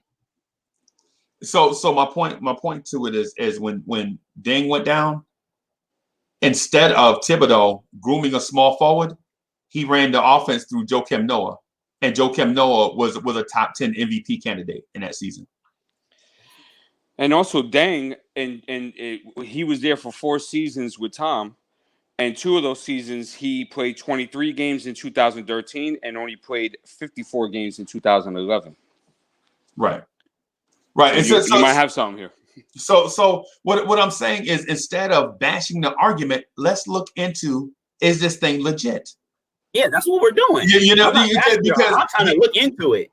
Because what we do is we get into these situations where we say Elfrid Payton can't shoot, and we say the same thing over and over on every live stream, instead of saying, let's think differently or deeper into what is the root cause of these situations. Like why is Knox struggling offensively or perceived to be struggling offensively? Is it a Kevin Knox thing? or is it a Tom Thibodeau thing? So I just decided to look at it to see if it was a Tom Thibodeau thing, right? And when I look at it, I look at a lot of small forwards that played under Tom Thibodeau have the same like linear production as Kevin Knox. Not all of them, but a lot of them. And it's worth talking about, in my opinion, as opposed to saying Elfrid Payton can't shoot or Kevin Knox is a bust. Mm-hmm. Well, I have been saying the whole season that the offensive end has been a big problem, and Tom is primarily responsible for that. Right. So Raphael, what do you think about that? Do you still believe that I just made some wild assumption, or do you at least understand like what I'm saying about the small forward and Tom Thibodeau's offense this year is not featured? No, I agree. The word feature, in the way I interpret it was in many different ways. Like Kevin Knox is a number one option, or a small forward being a number one option. I agree with you in that one.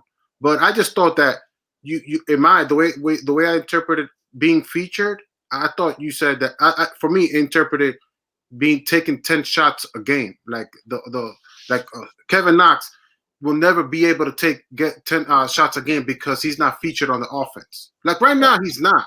But you saying Kevin Knox or another small forward that we draft will never be a number one option because Tom Thibodeau doesn't feature the small forward. Is that correct? Is that what you're saying? I believe that Tom Thibodeau prefers for guards to be featured in his offense, and the second option is power forwards or some type of big to provide balance on the floor, like front to back balance is what I'm getting at.